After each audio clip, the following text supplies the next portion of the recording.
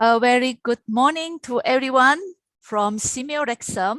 So hello and good morning to all students and educators who are joining us through this Zoom platform as well as our YouTube Live.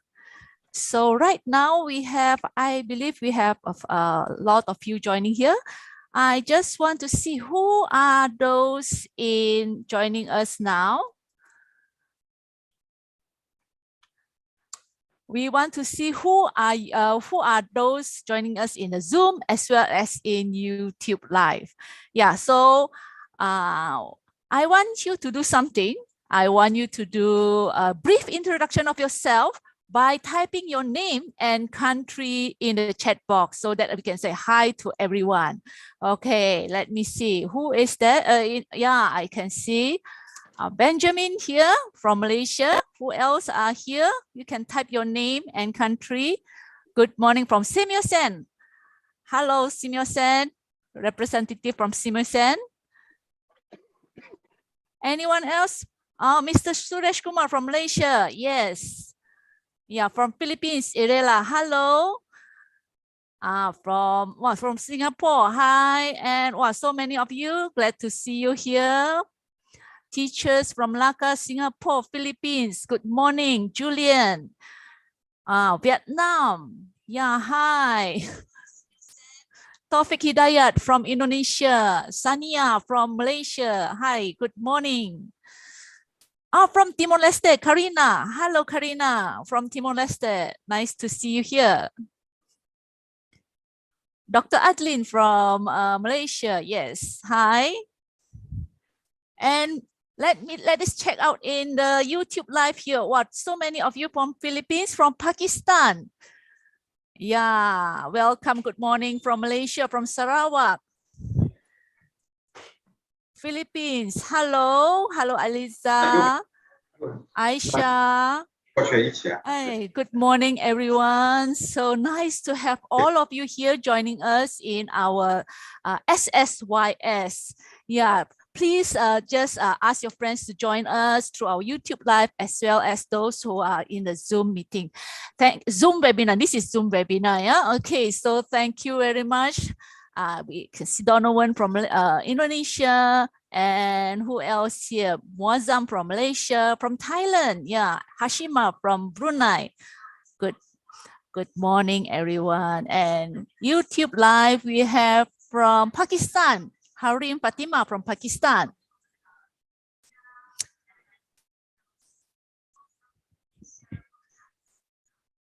Hi. Yeah, so nice to see all of you here. Welcome to our 12th Regional Congress of the Search for Seameo Young Scientists 2022. Okay, let us just move on here. Okay, so as all of you know, this year's Congress is very special. Why? Because it is, even though this is the 12th Regional Congress of SSYS, but it is the first time this Congress is held virtually. Yeah, so due to the current COVID-19. So SSYS is the platform for all the secondary school students from this Seameo region to showcase their science and mathematics projects, following the theme for this year, empowering innovative young minds for sustainable future. Okay, allow me to briefly describe the timeline for this year. Okay, so SSYS begins the registration in September. Then we have abstract submission from the teams in December 2021.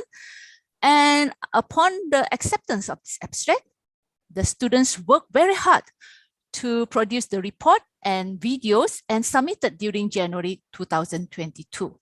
And then all these report and videos are reviewed by our esteemed judges, followed by a live Q&A during February 2 weeks ago.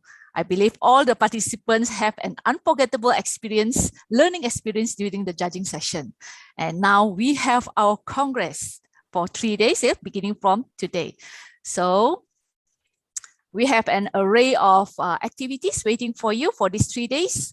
At 9:30 later, we will have our opening ceremony, followed by a special session with International Cultural Communication Center Malaysia, which will talk about innovation for sustainable development. Then at 11, we will showcase project videos from all our participants. So today we are showcasing 14 project videos, science project videos from participants from Seameo countries. Okay, then tomorrow we have a special session which will start slightly early at 8:30 a.m. We will have IoT for community, which will focus on remote desktop for powering up projects organized by Swinburne University of Technology Sarawak campus. Okay, for this session, I need those who want to organize, follow this workshop to get ready with an additional device, either laptop or tab or handphone with internet connectivity. Meaning that, okay, you have one laptop or device that you follow this Zoom Congress through Zoom. At the same time, you have another device to actually follow the session. It is something like a hands-on workshop. So to benefit from this session, it is good to have an additional device with internet connectivity. This is a very interesting workshop. Yeah, this is a very interesting workshop. I hope all of you can participate in this workshop. Okay, then we have tomorrow, we will have a short time, half an hour session of games and competition. Then another series of project video presentation at 11 to 1 p.m. Then the last day is the project video presentation. The last session of the project video presentation at 9 a.m., 8:30 p.m., 8:30 a.m., followed by a SSYS alumni session at 10 a.m. Yeah, so for this alumni session, another request from the organizer. Okay, please explore and register at the following links. Okay, I would request my colleague to actually post this link in the chat box, both in the Zoom and as well as in the YouTube Live. So for this SSYS alumni session, please go to this two link to explore and also see how you can get involved in collaborating and learning together even after this SSYS session. Yeah. Okay, the highlight for tomorrow is the closing ceremony, the award presentation ceremony, which will take place at 11 to 1 p.m.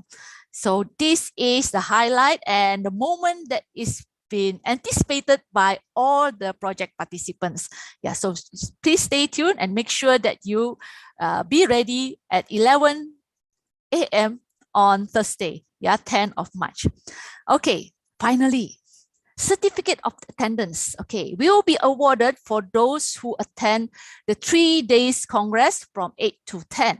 So every day, there will be an attendance Google form for you to fill in. For 8th of March, you have to fill in one after the today's session.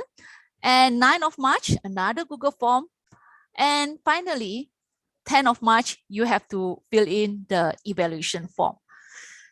So that means if you miss today, if you miss the Congress on the first day, then you'll miss out the chance to get the certificate of attendance.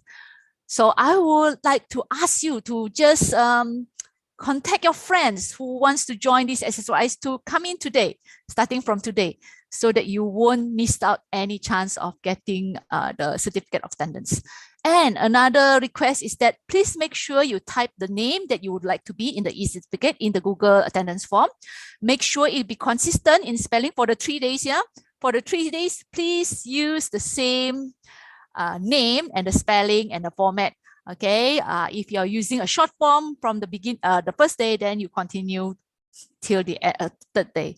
And please use the same email address. Yeah, I know a lot of us, we have a multiple email, but please make sure that you just fill in one email address so that you will actually help us to get the certificate ready. So the link for all this form will be given at the end of each day. Okay, so that's all for the certificate of attendance. Okay, anything we will update you from time to time. So please get ready, stay tuned. We will start our program in a while. Yeah.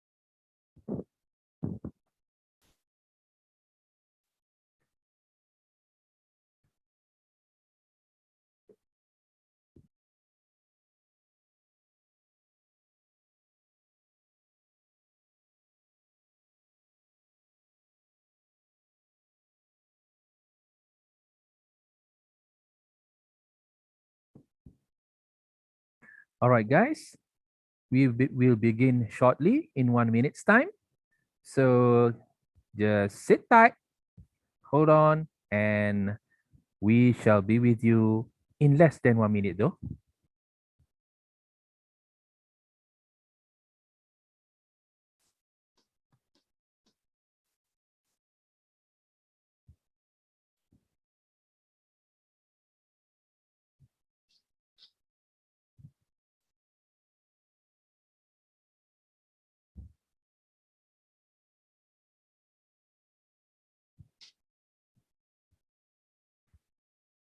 All right, guys, everybody's ready? Okay, let us start. It's 9 o'clock Malaysia time. Bismillahirrahmanirrahim. Assalamualaikum warahmatullahi wabarakatuh. And a very good morning, everyone. Dr. Shahjahan bin Ahsan Narkuti, the Center Director of Seameo RECSAM, Seameo Secretariat Director, and all Seameo Center Directors who are present with us today, Ms. Nisi Bai, Chairman of International Cultural Communication Center Malaysia, or in short ICCCM, Ms. Lu Hui An, Regional Director of ICCCM, Dr. Loh Su Ling, Head of Secretariat for this SSYS 2022, Mr. Amran Mahadi, Deputy Director for Administration Division of Seameo RECSAM, Dr. Wano Razmin Binti Muhammad Sabri, the Deputy Director for Training and Research Division, Seameo RECSAM, all officials from Seameo Network, Ministries of Education, State and District Education Office, schools, all of our stakeholders and working partners, honorable judges, teachers, students, distinguished guests, Seameo RECSAM staff, ladies and gentlemen. Welcome to the opening ceremony of Search for Seameo Young Scientists 2022. Now, to kickstart our opening ceremony session, we will start with the Seameo song and RECSAM song.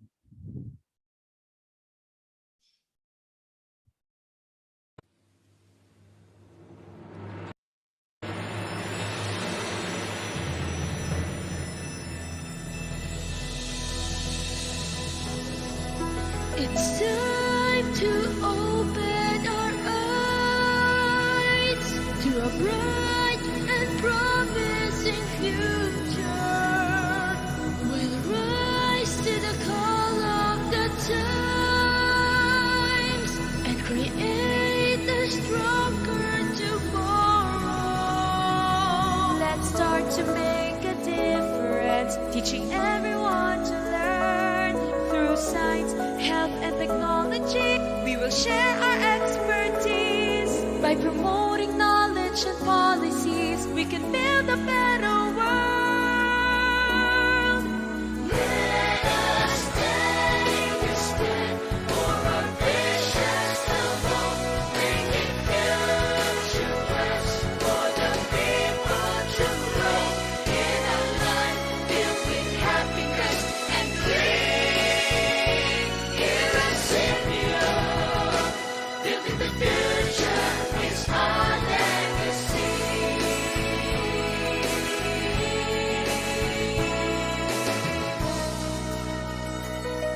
We'll achieve our goals through partnership, creating opportunities.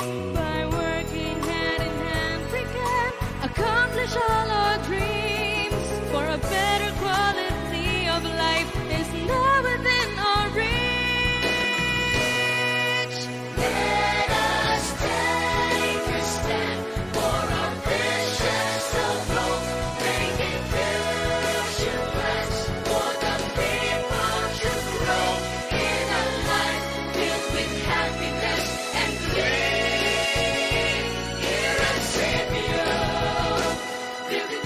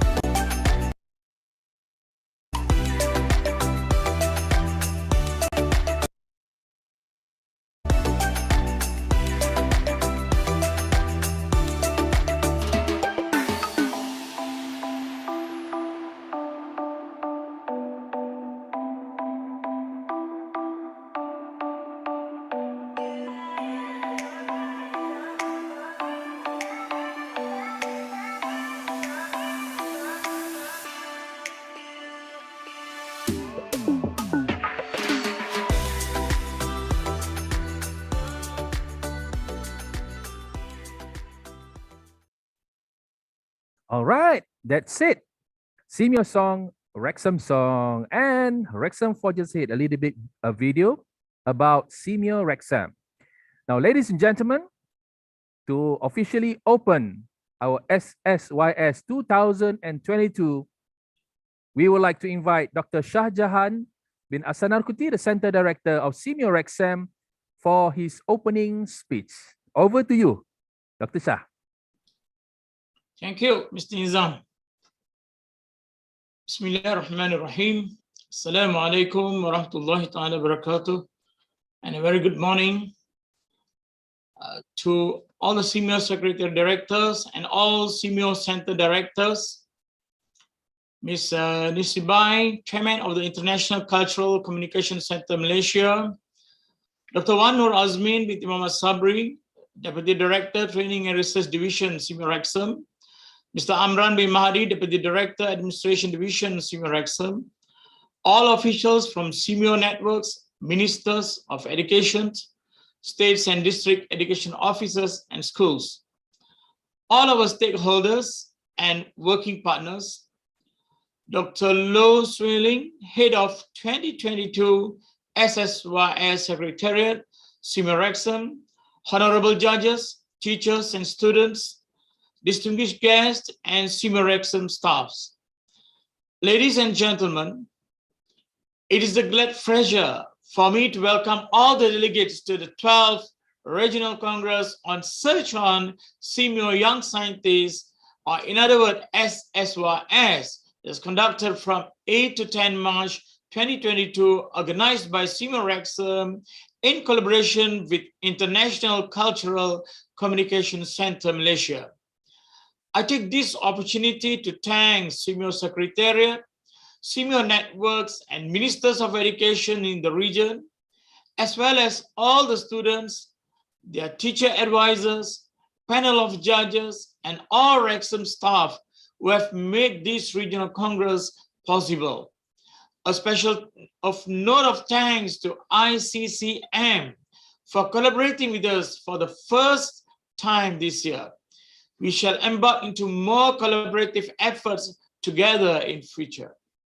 Ladies and gentlemen, as we hold on to our vision to be a leading center for quality science and mathematics education, and to our mission of promoting as well as enhancing science and mathematics education in the Seameo member countries and beyond, we are glad to conduct the 12th Regional Congress during these uncertain times of the COVID-19 pandemic.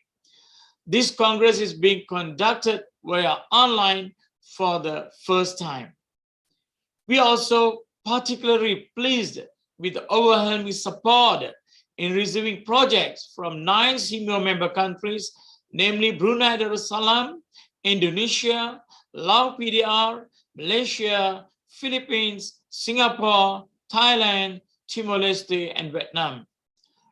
RECSAM conducts this Congress with the aim to develop, support, and drive young minds toward a sustainable future. It is our honor and a great pleasure to have students and teachers across the region participating in this Congress and show their understanding and support to sustainable development and the environment.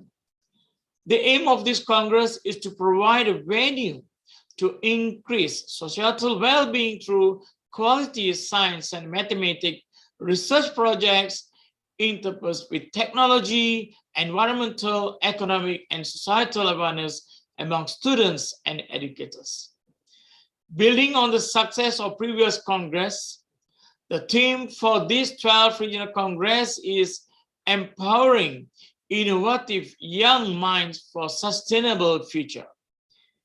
We have prepared a 3-day event with exciting science and innovation activities for you, including live setting session on innovation for sustainable development and IoT for community remote desktop for powering up projects by our international experts, games and competition, alumni session, and innovative science and mathematics projects videos of regional students. I sincerely wish everyone an enriching experience at this 12th Regional Congress, SSYS, and we look forward to welcoming you online. Stay safe, stay healthy, be with us for the next 3 days. Thank you. Thank you very much, Dr. Shah Jahan, for the opening speech of SSYS 2022. Now, let's get down to business. We are going to show you an overview of SSYS 2018.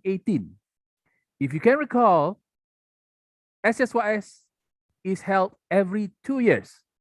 Supposed to be 2020 after 2018, but in the year 2020, we had to cancel the SSYS because we have received an unwanted visitors. I think everyone knows these visitors, and these visitors also visited you, perhaps, Mrs. Corona. So we had to cancel it. So Mrs. Corona is very much important than the SSYS 2020. Then we have to attend to Mrs. Corona. Now, we shall showcase SSYS 2018, the one before this, yeah, the one before this for you. Enjoy.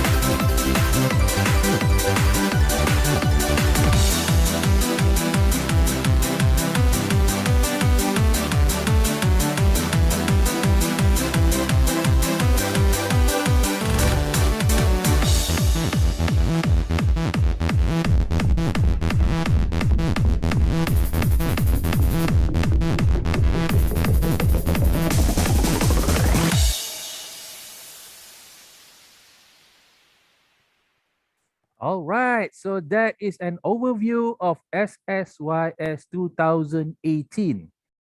Now, there's a good news and a bad news.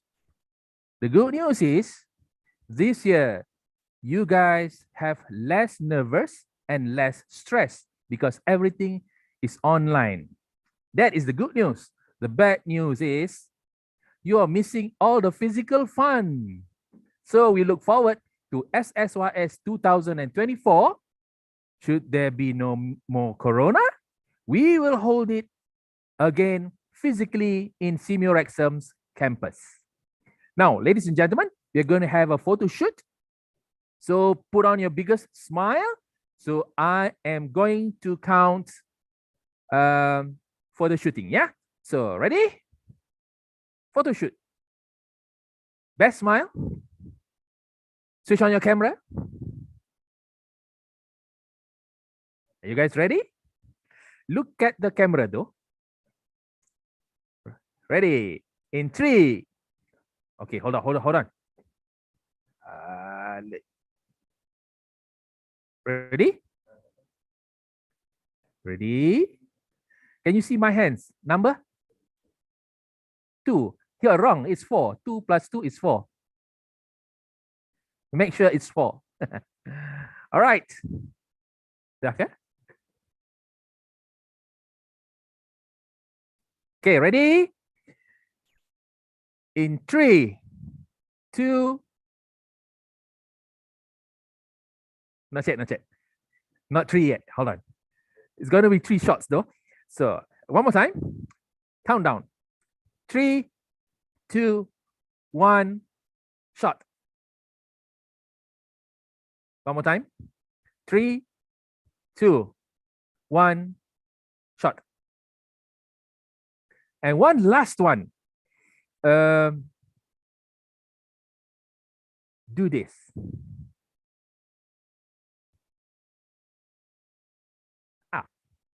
Looks better. Okay. In 3, 2, 1. Shot. Okay, cool. Enough? Technical? All right, fantastic. Thank you very much for your smile anyway. Good. Now, let's go to the next session.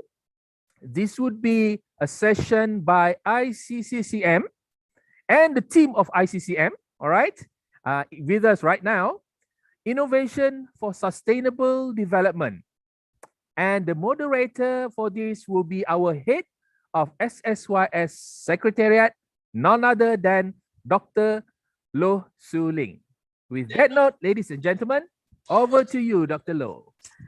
Okay, thank you, Mr. Nizam. Yeah, once again, welcome every one of you to this SSYS special session by ICCCM. Okay, so allow me to just introduce the speaker for this session. Okay, let me just share my screen.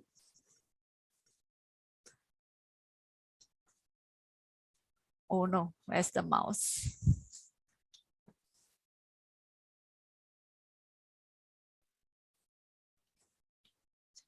Okay, hold on here. I'm looking for my slide. Kenapa mouse ni tak boleh? Okay, so this session will be conducted by the mouse is not working here. Okay, the speaker for today, we have 3 esteemed speakers joining us today. Okay, okay, let me just share the slide. Okay. Okay, let me just share the slide.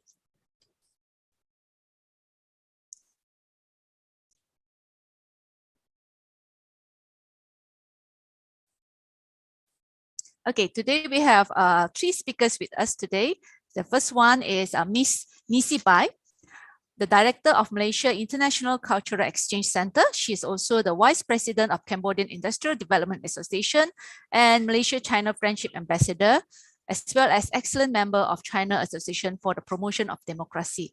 She is also the Vice Chairman of China Science Technology City Maker Club Youth Fellowship Committee. Okay, so Ms. Nisibai will be sharing on the topic of innovation for sustainable development. The second speaker we have today is Professor Loh Hua. He is the senior engineer and so dean of the School of Software and Big Data, Changzhou Institute of Information Technology. He is also the head of National Double High Construction Professional Group. He is involved in many research, mainly in data analysis, machine learning, and cloud computing, and etc.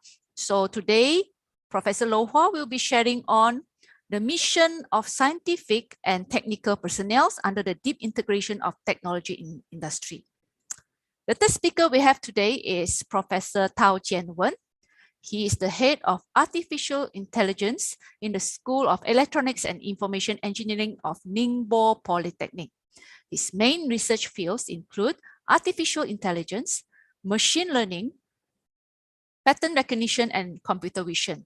He has participated in nearly 10 national fund projects, provincial and ministerial fund, and he has more than 50 publications in journals and conferences.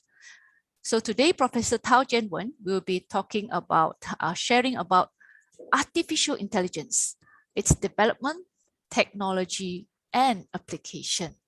So please stay tuned for a wonderful session from the team from ICCM. And for your information, the sharing for today from Professor Loh Hua and also Professor Tao will be translated by Miss Jocelyn later on. But for now, I will pass the time to Miss Nisi, who will start the sharing for this session. So over to you, Miss Nisi. Okay, thank you.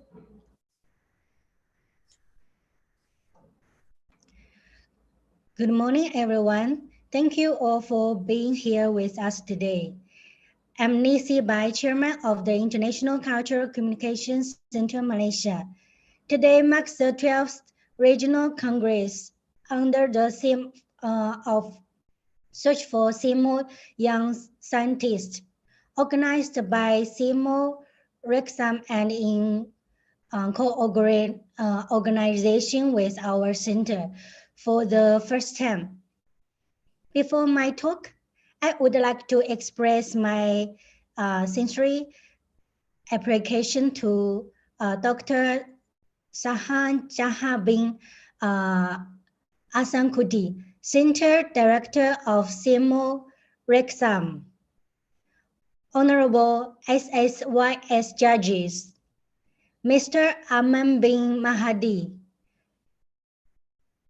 Deputy Director of Administration Division of the Seameo RECSAM, Dr. Wan Nu Azmin Binding, Mohammad Sabiri, Deputy Director of Training Research Division of the Seameo RECSAM, teachers and students, Seameo RECSAM and ICCCM team members.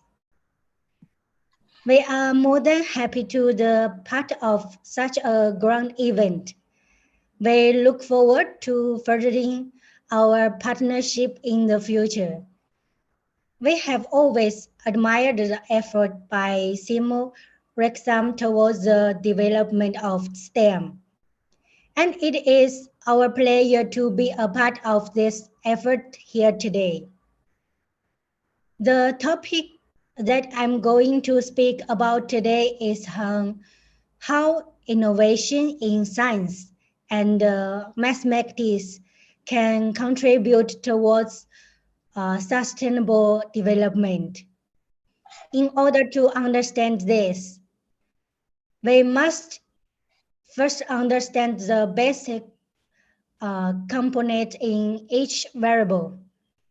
In relation to entire merchants, let us start with the concept of mathematics and science. Mathematics and science play a predominant role in our everyday life. Through them, mathematical modeling is the application of mathematics to solve real-life problems. It is used widely in the subjects of natural science, engineering, and social science. It is the process of developing and improving mathematical models to present and solve real-world issues. Sustainable development has become one of the buzzwords of our times. It is used and articulated in different sectors of society, from politicians to popes, from environmentalists to energy providers, from social knowledge to speculators, and from businessmen to biologists, and this would be the link in between of the mathematics, science, and sustainable development. We can define sustainable development as development that meets the needs of the present without compromising those of future generations. There are three elements in sustainable development: society, economy, and environment. So now we already have some basic idea about science, mathematics, and sustainable development. Let's try to understand the role science and mathematics plays in sustainable development. It's clear that the mathematics and science play a useful role in understanding, predicting, and controlling development process for for the sustainable development. Upon this, we can see that innovation in science and mathematics can directly or indirectly contribute to sustainable development. Next one is the challenges and solutions. In achieving the goal of the sustainable development, the first challenge we will face is the instability among nations. We all know that in order to achieve the goal of sustainable development, the whole world must unite and work together. However, reality could seem unfair. Each nation has different problems it must face.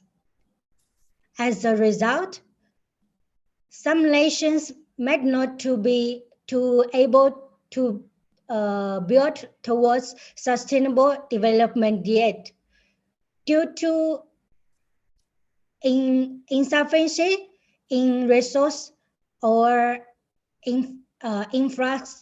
infrastructure.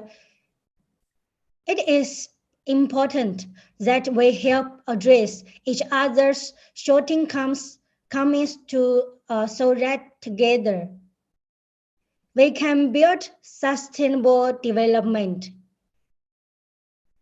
There will always be challenges facing diversity, equality, and inclusion. But we shall strive to do better every day. Just as plans are important to achieve a goal, so is the execution of those plans. We must ensure that all calculations are taken into account. I mean, to balance cost and efficiency in everything. Besides, in the planning process, we must consider the need to integrate social and behavioral science with medical and technological solutions. This planning process, which takes all the perspectives into account, and the implementation process that includes all costs are the pinnacles of a sustainable development plan. It can be through to gather relevant stakeholders to work together at the right time and place to solve complex poverty and sustainability issues. This is where governance comes into action. There must be a nationwide agreement by which governmental bodies take the responsibilities and action towards building sustainable development.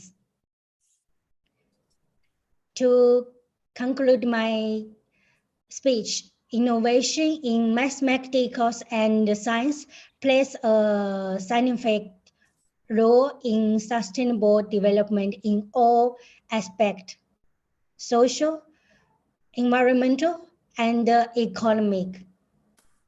Many developmental challenges could be solved if it were possible to develop the mathematical models to describe them.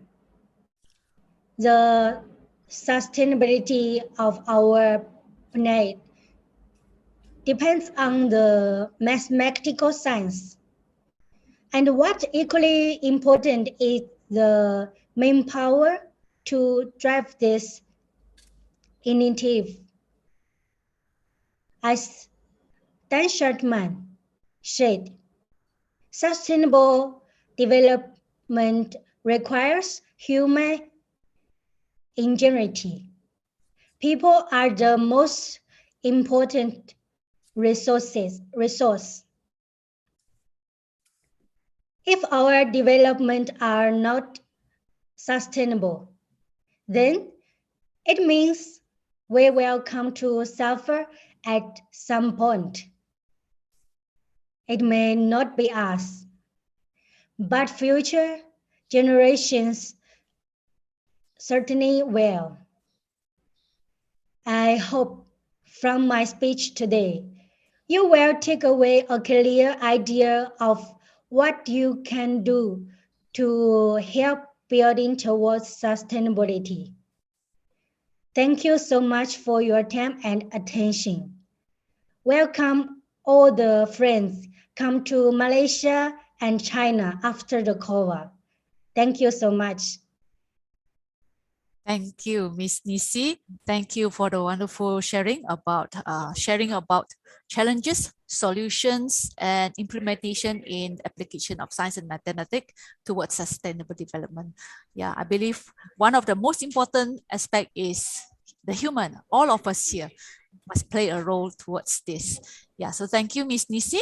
Okay, next we would like to invite Professor Lo Hua to share about the mission of scientific and technical personnel. Over to you, Professor Lau.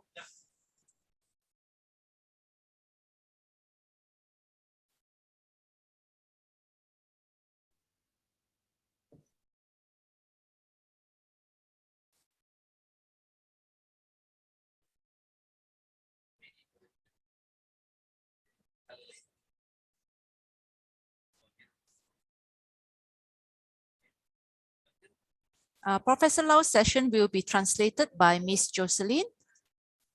Over to you, Professor Lau and Miss Jocelyn.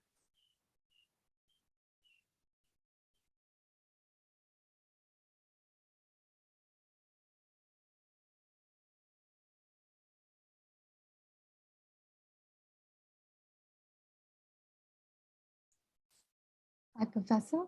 Yeah, Professor Lau, are you with us?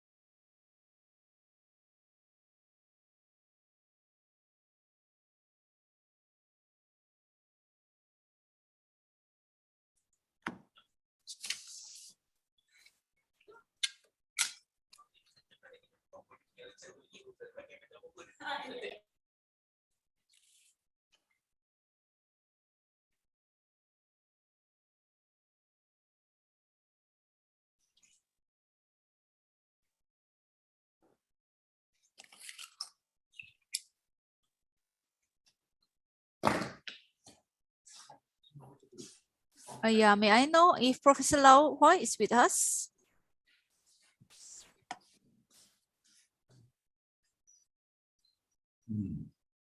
Maybe there's some technical problem here.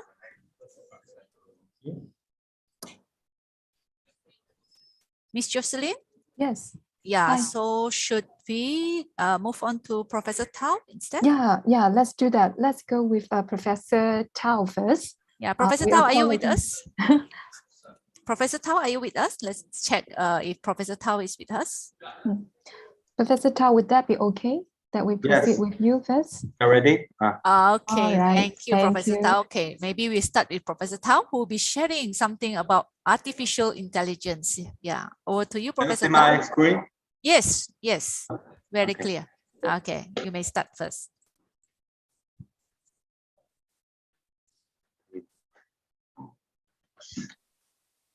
OK， 女士们、先生们，大家上午好。首先，非常感谢会会议的主办方提供的这是宝贵的机会，能和大家一起分享我对 AI 的认识和我们团队在 AI 方面的应用研究工作。Good morning, ladies and gentlemen. First of all, I would like to express my gratitude towards the organizers of this event for giving me this wonderful opportunity to share with you and my team's work and research in AI. 我将分享3个方面的内容，即 AI 的发展历程、AI 的技术范畴，以及我们在 AI 方面的应用研究工作。My sharing today is consists of 3 parts, respectively touching on the topic of development, technologies, and applications of artificial intelligence. 虽然 AI 已经成为当前最为流行的技术范畴之一，但我们可能不知道 AI 技术60多年的发展，就是经历了从梦想到低谷，再到辉煌的起伏跌宕之路。As we have heard about AI very often nowadays, but we might fail to realize that AI has been through a journey of ups and downs for the past 60 years. 接下来，我们一起了解一下 AI 技术不凡的发展历程。Now let's enter this topic together to understand what has AI been through. 在当今很多领域或者场景中，经常听到有人提及 AI 技术。那么我们是否曾经疑惑，什么叫 AI 呢？ AI 能做什么呢？ In many occasions today, we often hear people mention about AI technology. So have we ever wondered what is AI? What can AI do? 通俗的来说 ，AI 主要是研究开发能够模拟、延伸和拓展我们人类智能的一整套的技术科学。Generally speaking, AI is a technology science that mainly studies and develops theories, methods, and application systems that can simulate, extend, and expand our human intelligence. AI 研发的目的主要是让智能机器能够实现6大功能，即会听、看、说、思考、学习以及行动。The research and development purposes of AI technology is mainly to enable machines to achieve these 6 functions: to listen, to see, to speak, to think, to learn, and to act. AI 作为一门新兴的综合性的发展学科，其涉及到计算机科学、统计学、脑神经学、认知识别等多个学科的发展与支撑。AI is a new comprehensive development discipline which involves the development and support of computer science, statistics, neurology, cognition, recognitions, and others. 学术界一致公认，达特茅斯会议的1956年作为 AI 诞生的元年。The academia commonly regarded the Dartmouth Conference in 1956 as the year of birth for AI. 1956年之后 ，AI 技术及应用得到了大力的发展。After 1956, AI technologies and applications have been greatly developed.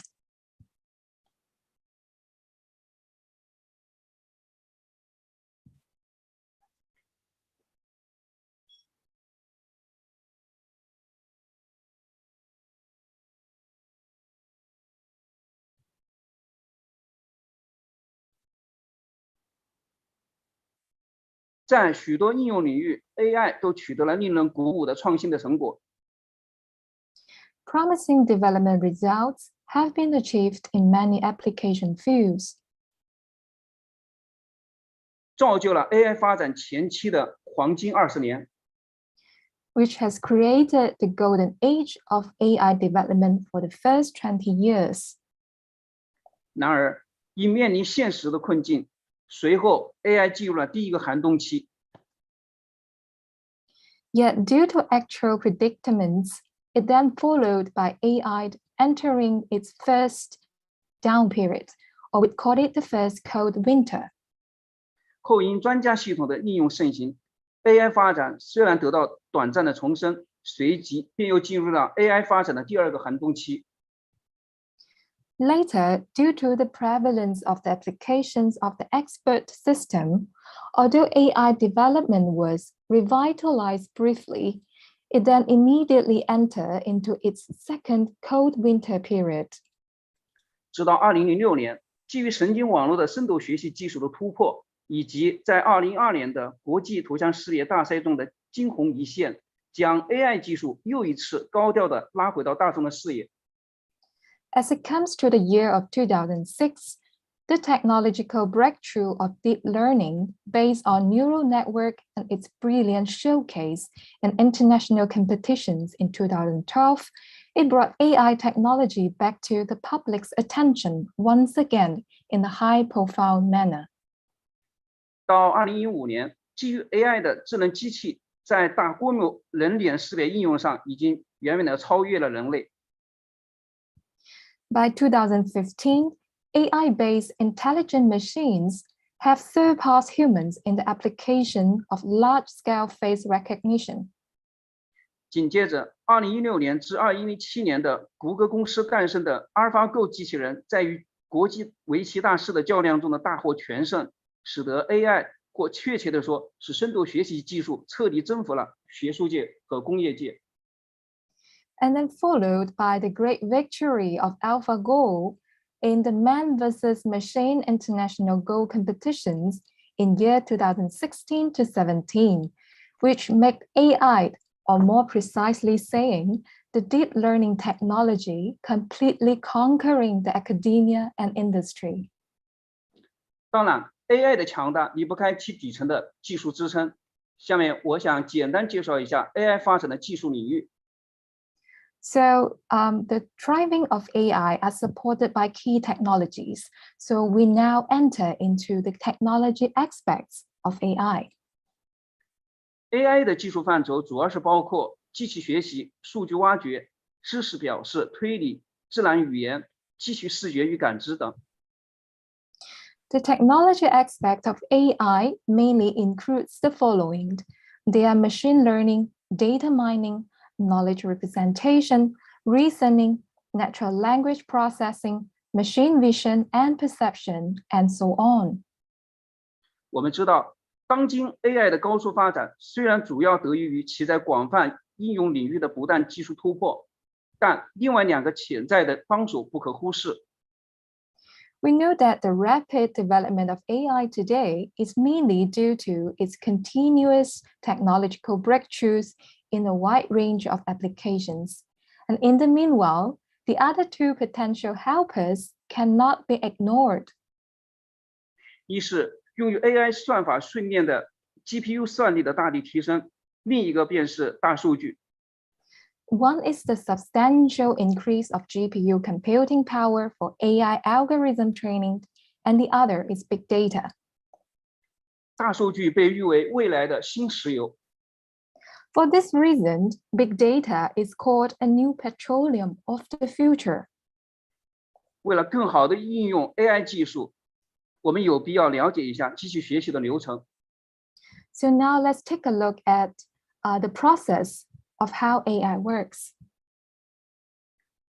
其主要包括数据的输入与预处理、数据特征的表示、学习模型的训练、测试与应用。So in traditional machine learning process, it mainly includes the process of data input, data pre-processing, data features representation, learning model training, learning model testing, and application. 在传统的机器学习框架中，数据的特征表示需要人工来完成，因而会花费大量的能力和时间。In the traditional machine learning framework, the feature representation of data needs to be done manually. 同时也使得智能机器的性能变得不够确定。And the quality of the feature representations also greatly affects the performance of the intelligent models. 幸运的是，促使 AI 再度辉煌的深度学习技术，采用了端对端的学习架构，实现了数据特征的自动学习，大幅提升了智能模型的性能。Fortunately, The most modern machine learning models adopt the end-to-end learning architecture, which save the cost of labor and time. 可以看到，目前 AI 技术的泛在应用给非专业人士的摄入带来了较高的技术门槛。 At present, the wide application of AI technology has brought a high technical threshold for non-professionals to get involved.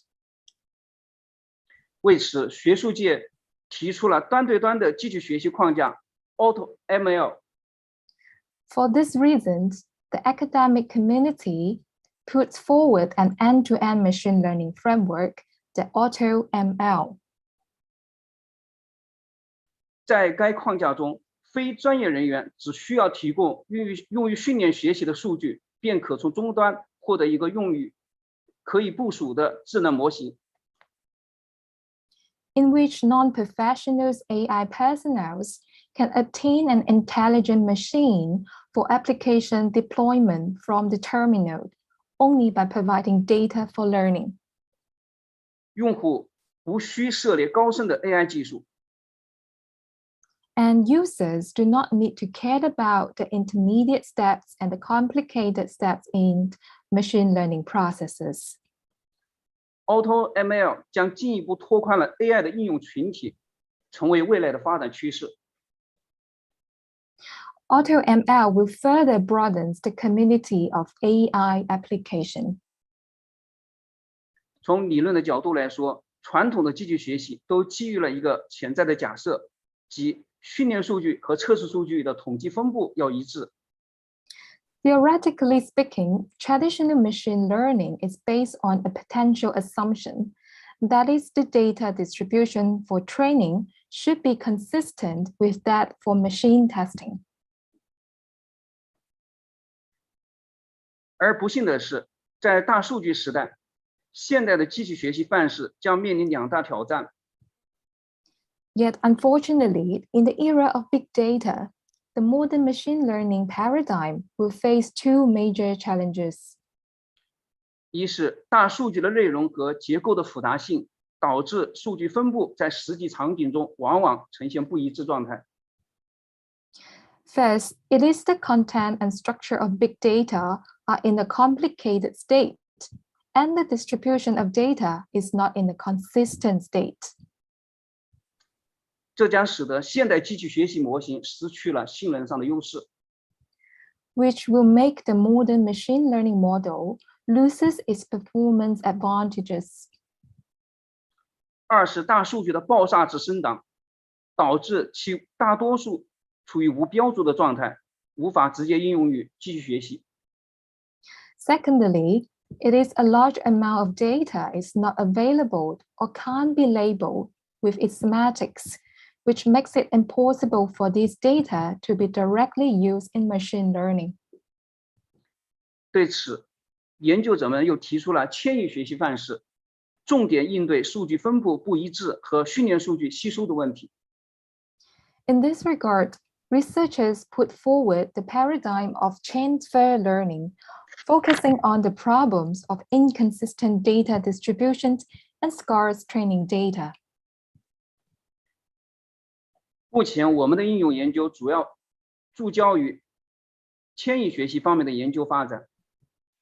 So our applied research work also focuses on the development of transfer learning. 下面我将分享一下我们团队从事的几个应用研究。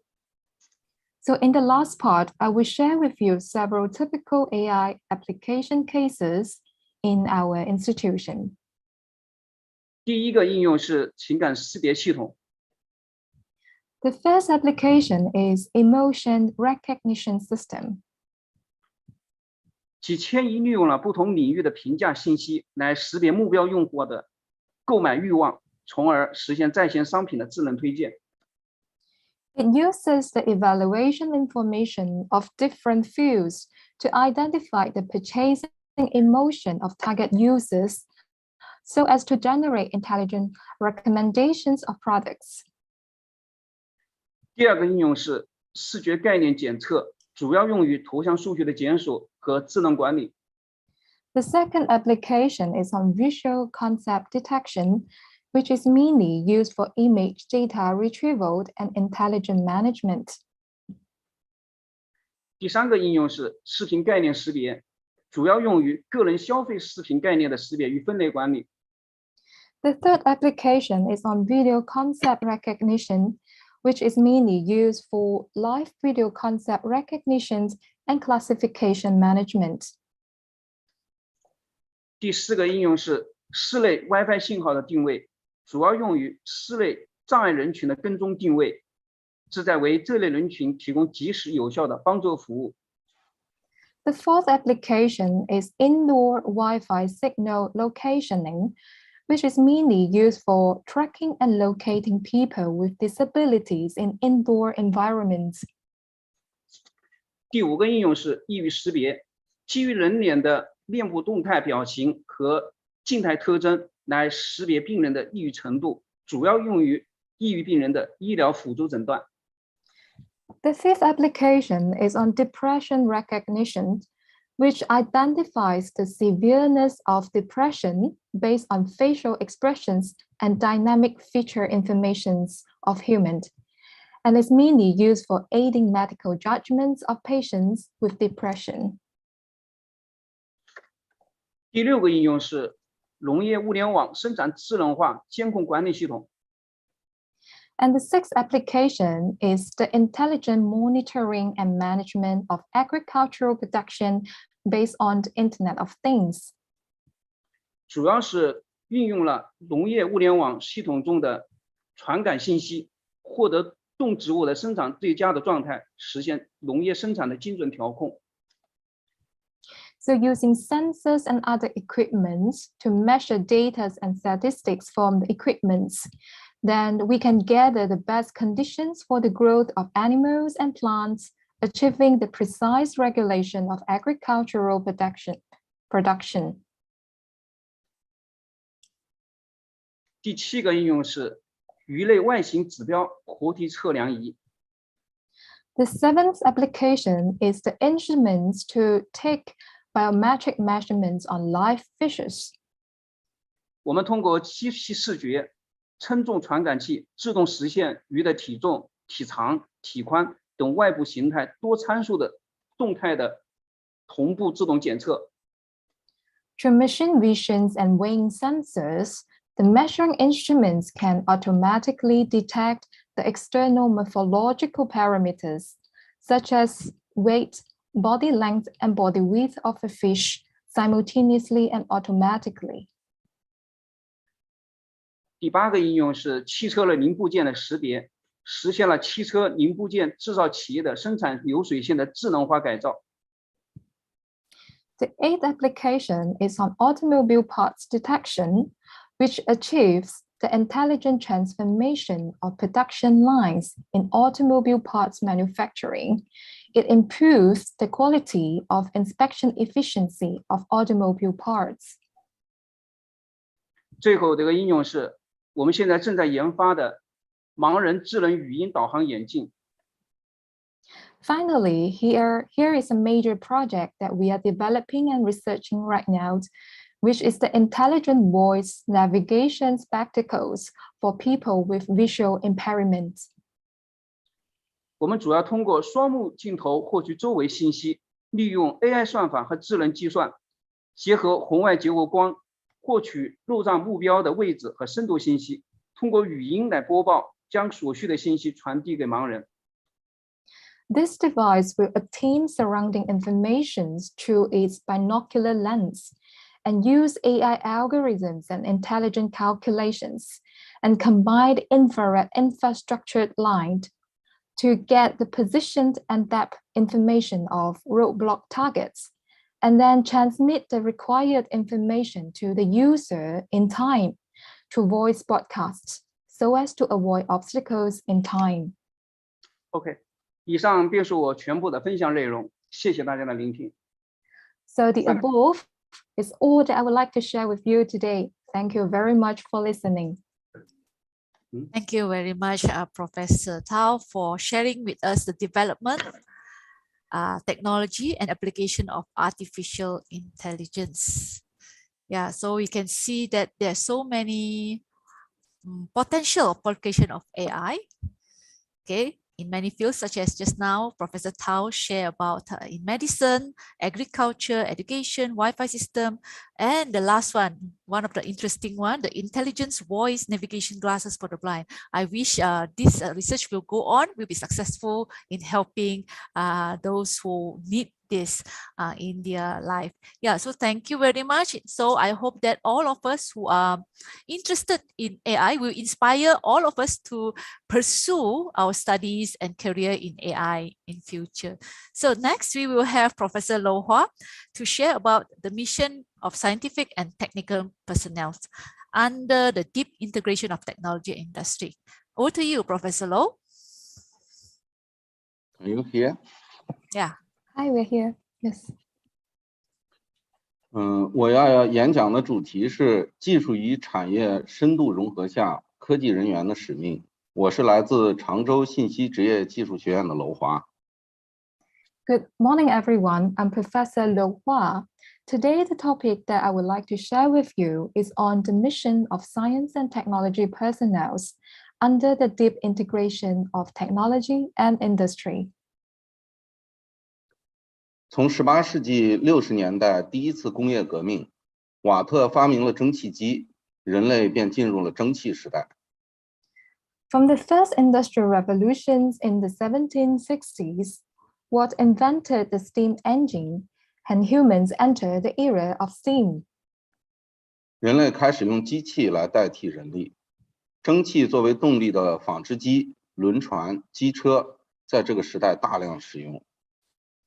Humans began to use machines instead of human labors, and steam-powered textile machines, ships, and locomotives were widely used in this era.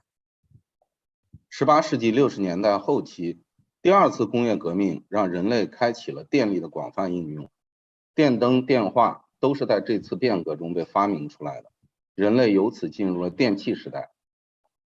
In the late 1760s, the second industrial revolution enabled mankind to open a wide applications of electric power.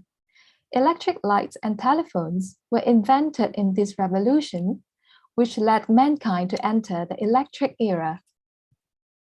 这个时代内燃机的发明催生了石油工业和化工工业的高速发展，也为飞机、汽车的出现奠定了基础。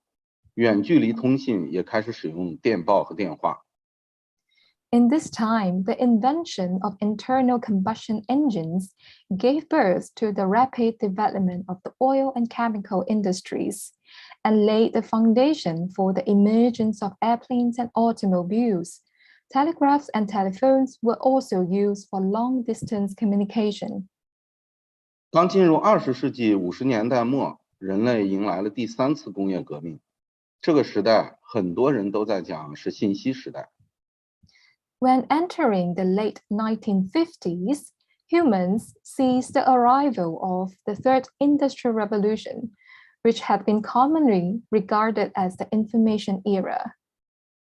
其实除了信息技术，原子能技术、航天技术也在这个时代高速发展。我们熟知的原子弹、人造卫星和计算机，就是这个时代的重要成果。In fact, apart from information technology, atomic energies and aerospace technologies are also developing rapidly in this era. The atomic bomb, satellites, and computers, which are well known to us today, are the important achievements of this era. 三次工业革命将科学与技术紧密地结合在一起，因为世界各个区域发展的不均衡，在座的很多人爷爷奶奶甚至父母都经历过这三次工业革命。The three industrial revolutions have closely combined science and technology. Because of the uneven developments in different regions of the world, many of our grandparents and even parents have experienced these three industrial revolutions.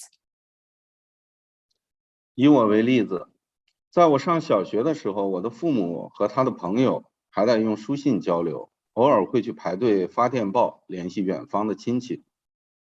Take me as an example.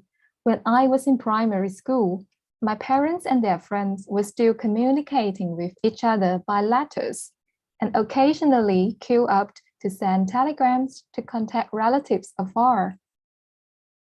等我上大学的时候，他们已经开始用电话和我联系了。When I was in college, they had already started to contact me by phone. 等我们进入21世纪，他们已经可以用移动电话随时随地告诉我家里的情况。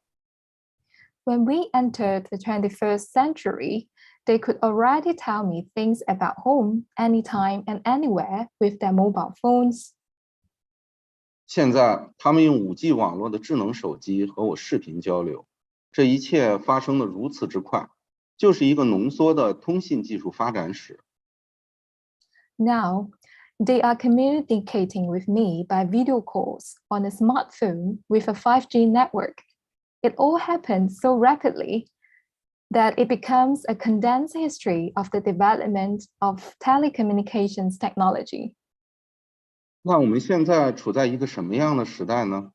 对于人类发展来讲，我们处在一个更加关注人和环境和谐共生的时代。So, what kind of era are we in now? As far as human development is concerned, we are in an era where we pay more attention to the harmonious coexistence between humans and the environment. 对于技术发展来讲，我们处在一个人工智能大量应用、万物互联的时代。As far as technology development is concerned, we are in an era where artificial intelligence is widely used and everything is interconnected over the internet. 对于我们这些从事科学技术研究的同仁来讲，我们处在一个科学技术成果能够迅速转化成工程应用的时代。For those like us who are engaging in scientific and technological research, we are in an era where scientific and technological achievements can be quickly transformed into engineering applications. 我是从事信息技术领域的，进入21世纪以后这20年，我们从云计算、大数据，再到现在的人工智能。I'm working in the field of information technology. In the first 2 decades since entering the 21st century, we have gone from cloud computing, big data, to artificial intelligence now. 网络连接的设备从 PC 端到移动端，再到现在的万物互联。Network connected devices are seen from PC to mobile, and now the Internet of Things. 软件架构从 CS 到 BS、MVC 到今天的微服务。The software architecture ranges from CS to BS and to MVC, then to today's microservices. 正是因为从事信息科学和信息技术的研究人员成果，能够快速地将理论成果转化为工程应用，智能手机、服务机器人、无人机、电子支付和无人驾驶这些新应用，在商业模式的助力下，才能得到快速的普及。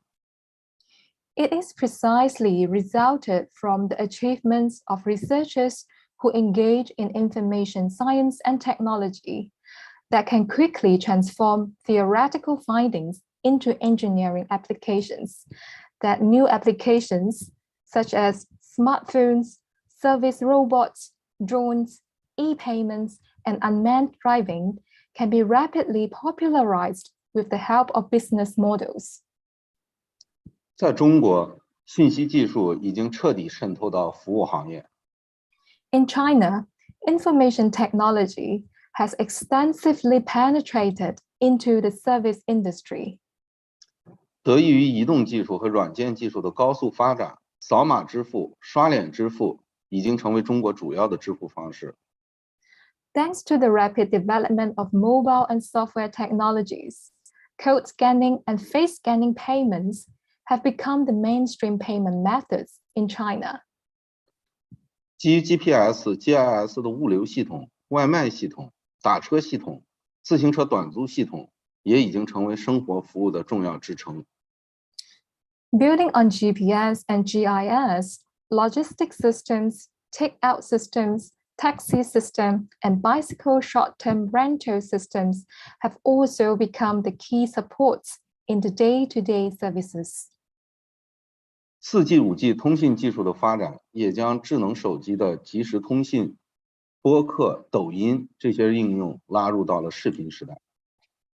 With the development of 4G and 5G communication technologies, apps such as instant messaging, podcasts, and TikTok in smartphones have also been drawn into the video era. 我所在的机构关注的是制造业与信息技术的融合。The institution I work with pays attention to the integration of manufacturing and information technology. 大型制造企业有完整的信息人才储备，从研究、开发到工程实践，都形成了各自独有的成熟模式，拥有相对成熟的工业互联网体系。Large manufacturing enterprises have a holistic structure for information technology talents.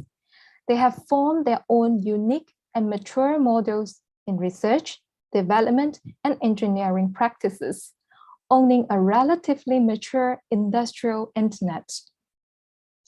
虽然中小微制造企业和大型制造企业有着共同的诉求，但资金、人员、成本都有一定的约束。Although micro, small, and medium-sized manufacturing enterprises share common aspirations with the large-scale manufacturing enterprises, there are certain constraints in terms of capital, workforce, and costs. 我们希望借助云计算、大数据、人工智能和5G 通信等信息技术与制造业相结合，使用相对较低的投入成本来解决中小微制造企业减员、增效、提质的相关问题，并为中小微企业培养合格的工程技术人员。We hope that with the help of information technology, such as cloud computing, big data, AI, and 5G communications, to integrate them with the manufacturing industry, we can solve the related issues concerning downsizing, increase of efficiency and quality with relatively low investment costs for smaller scale enterprises to be able to produce qualified engineers and technicians. 利用公有云解决信息基础设施，利用5G 通信来采集关键设备的关键运行参数，利用 Ssys 平台提供跨平台数据服务和工业应用，利用机器学习算法为设备提供预测性维护，利用机器视觉解决产品瑕疵检测、安全轮询，利用自然语言处理来操控设备。Using the public cloud as information infrastructure and 5G communication to collect key operating parameters from key equipment, the software as a service platform to provide cross-platform data services and industrial applications, to use machine learning algorithms to provide predictive maintenance for equipment, machine vision for product defect detections and safety polling, and natural language processing to control devices. 我们希望快速地把新技术、新应用与制造业相结合，通过工程实践为他们产生价值，通过人才培养为他们实现价值的可持续增长。We hope to quickly integrate new technologies and new applications with the manufacturing industry, so as to create values for the industry through engineering implications, and to achieve sustainable growth of value through personnel training. 我个人认为，在我们这个时代，我们既要脚踏实地的学习和研究，更要将所学通过实践去改善我们的生活、工作和环境。Personally, I think that in our time, we should not only conduct studies and research in a down-to-earth manner, but should also implement what has been learned to better our life, work, and environment. 我们要用学到的知识和技术不停地去创新和实践，通过每一次技术与产业融合的尝试，每一次工程实践来解决实际问题，从而实现我们的价值。这就是我们在这个时代的使命。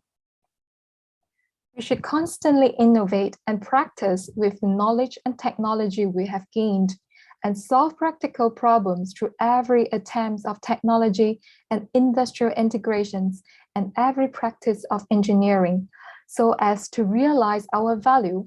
This is our mission in this era. 谢谢大家，这就是我的分享。 Thank you all. That's all that I would like to share with you today.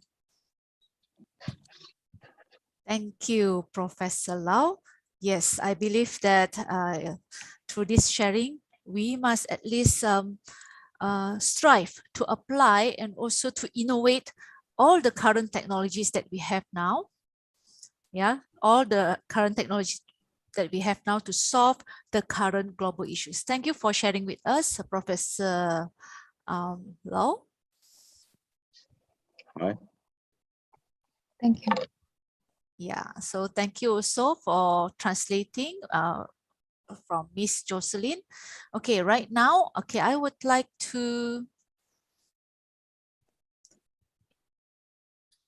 okay, may I request, I would like to just, because we don't have enough time for question and answers, but if any one of you who would like to know more about the research carried out by Professor Lau and Professor Tao, do please write to contact ICCM. Okay, you can see it in the chat box posted by ICCM Nicole.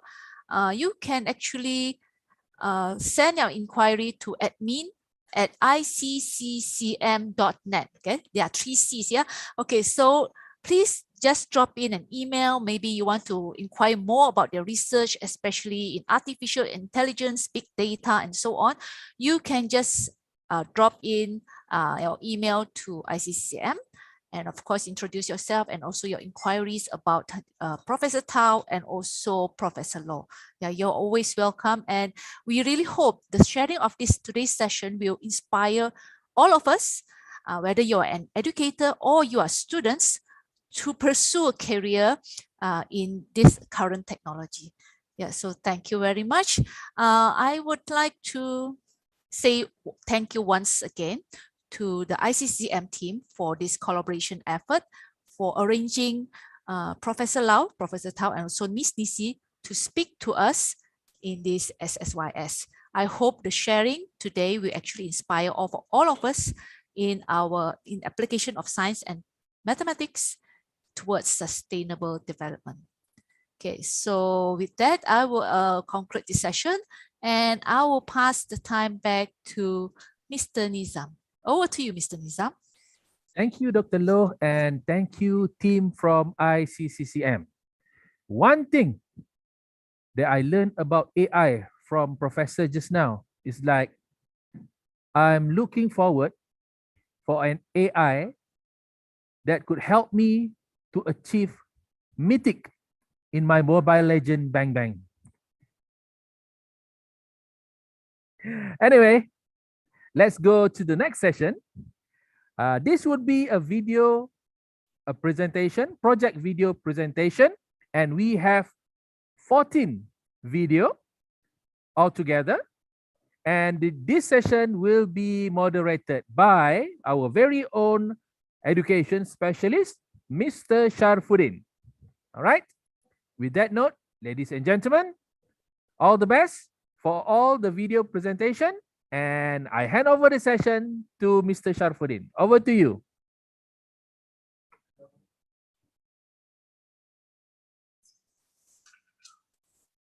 Hello. Good morning, everybody. Hi. My name is Sharfuddin Abdul Shukur. And thank you, Mr. Nizam. Okay, I'll be moderating this session. This session is called Project Video Presentation. Altogether, there are 3 sessions. Okay, there will be 40 video clips on each session. Okay, so I know you're very excited to see all the videos, so I don't want to keep you. Okay, dear viewers, dear students and educators, let me bring all of you on a Google Map tour of our participants' institution locations.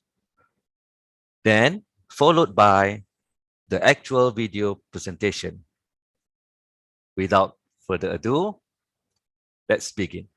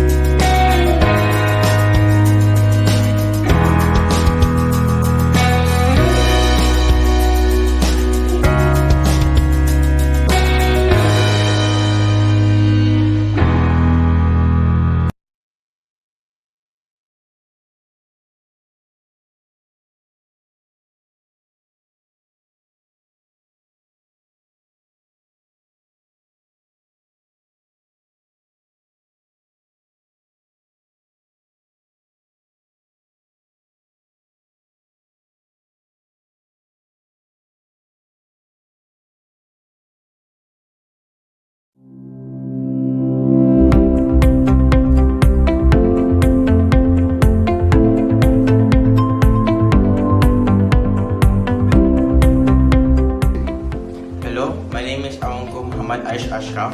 I'm 14 years old and currently studying in Year 10 Advanced C at Sultan Omar Ali Saifuddin College.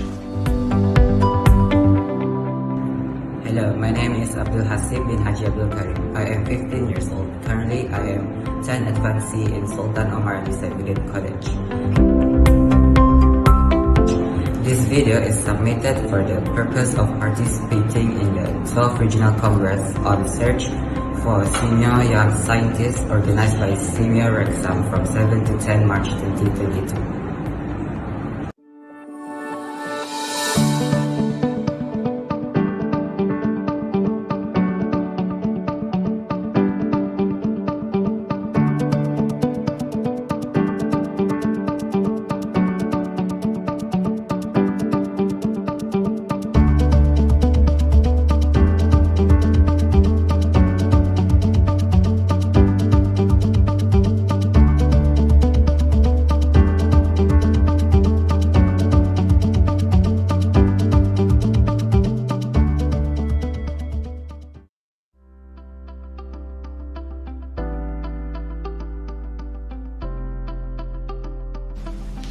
Farming practices can help urban residents who want to grow plants. In this project, we will use technologies available to us. Here we employ aquaponics farming system, which uses low-tech methods to produce high-quality products. Our aquaponics system consists of 1 meter tall PVC columns. It is designed to give the rice roots as much room to grow as possible so they can absorb the nutrients from fish waste in the system. Because aquaponics is a man-made farming system, it must be monitored. It is affected by pH, temperature, light, and changes in relative humidity. Above all, we are looking into how these variables affect rice growth. Here we collect raw data using an IoT-based remote monitoring system. Data were controlled by setting up sensor microcontroller interface to remotely monitor the parameters affecting rice growth. The sensors and microcontrollers are linked via Wi-Fi using Blink app to monitor all the required parameters. To measure temperature, we locate temperature sensor inside the fish tank and grow columns.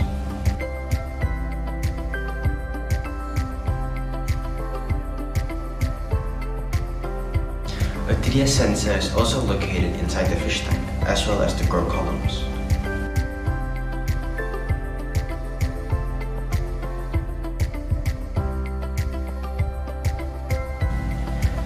To measure pH value, we place a pH sensor inside the fish tank. We also installed a light sensor to measure daylight intensity, while a humidity sensor is located nearby. We installed a top drip irrigation system to ensure the rice roots get enough nutrients to grow fully. A moisture sensor is embedded in the grow column's growth media. The sensor will detect if the media is dry and irrigate water to all the columns. Weekly plant height measurements were taken for both our project and control experiment.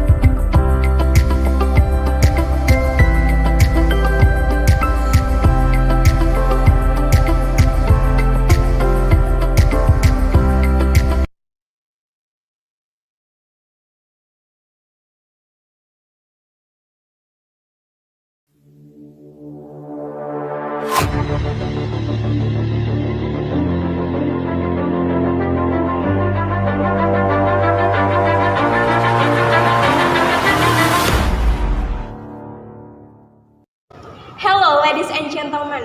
Please let us introduce ourselves. My name is Dinda Rahmalia. I am Alvin Mubarak. And I'm Anggraini. I'm Muhammad Irza. We are Rulian Team from Senior High School 1 Kencong, East Java, Indonesia. This video is submitted for the purpose of participating in the 12th Regional Congress on Search for Seameo Young Scientists organized by Seameo RECSAM from 7 to 10 March 2022. Situbondo is a regency of East Java province that has a population with a livelihood as fishermen, farmers, and breeders. But unfortunately, Situbondo is a district that has the second lowest rainfall number in Indonesia. So the dry season is longer than the rainy season. There are many fawn goats cannot grow up properly because the breeders are very difficult and lack in getting their animal feed needs. Some of them even have to pay extra to get grass from outside their area in order to get goats can still get their feed. From these problems, I would like to present our project title is Blended Feed from Plain Waste to Enhance Economy of Breeder in Situbondo, which aim to overcome the problems. Our project started from observation and interviews with breeder in Situbondo, followed by analyzing data from observation by using qualitative method. Then we continue to the purpose of the study. After that, we determine the idea of making fermented feed from plain waste that can be used as animal feed.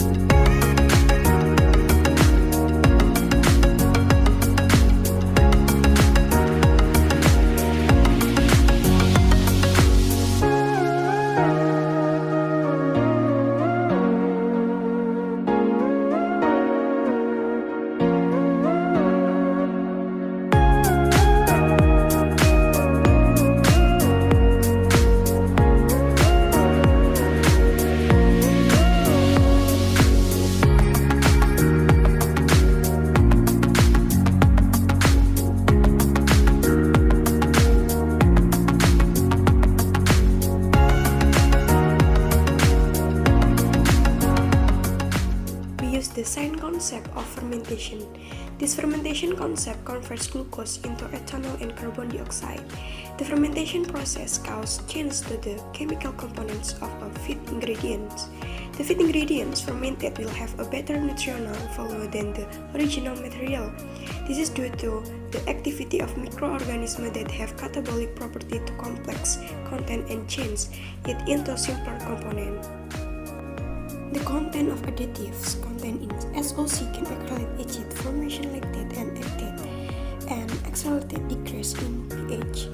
As for the bacteria that contained in the SOC are Lactobacillus sp, Acinetobacter sp, Pseudomonas aeruginosa, Saccharomyces sp, and Bacillus sp as microorganisms that break down organic compounds into blended. From the table data above, it can be analyzed that goats that use grass feed require more goats than goats that use blended feed. Goats that eat grass need more grass stock per day, while goats that use blended feed need less per day. This is because goats that use blended feed have a longer satiety resistance, so they don't need a lot of blended feed stock. This research is in accordance with Sustainable Development Goals number 8 because it is related to the economic growth of breeders. In addition, blended feed is also suitable with SDGs 13 in dealing with climate change so that it is no longer dependent on grass during dry season. The existence of blended feed makes it no longer difficult for breeders in Situbondo to find feed for their livestock during the dry season.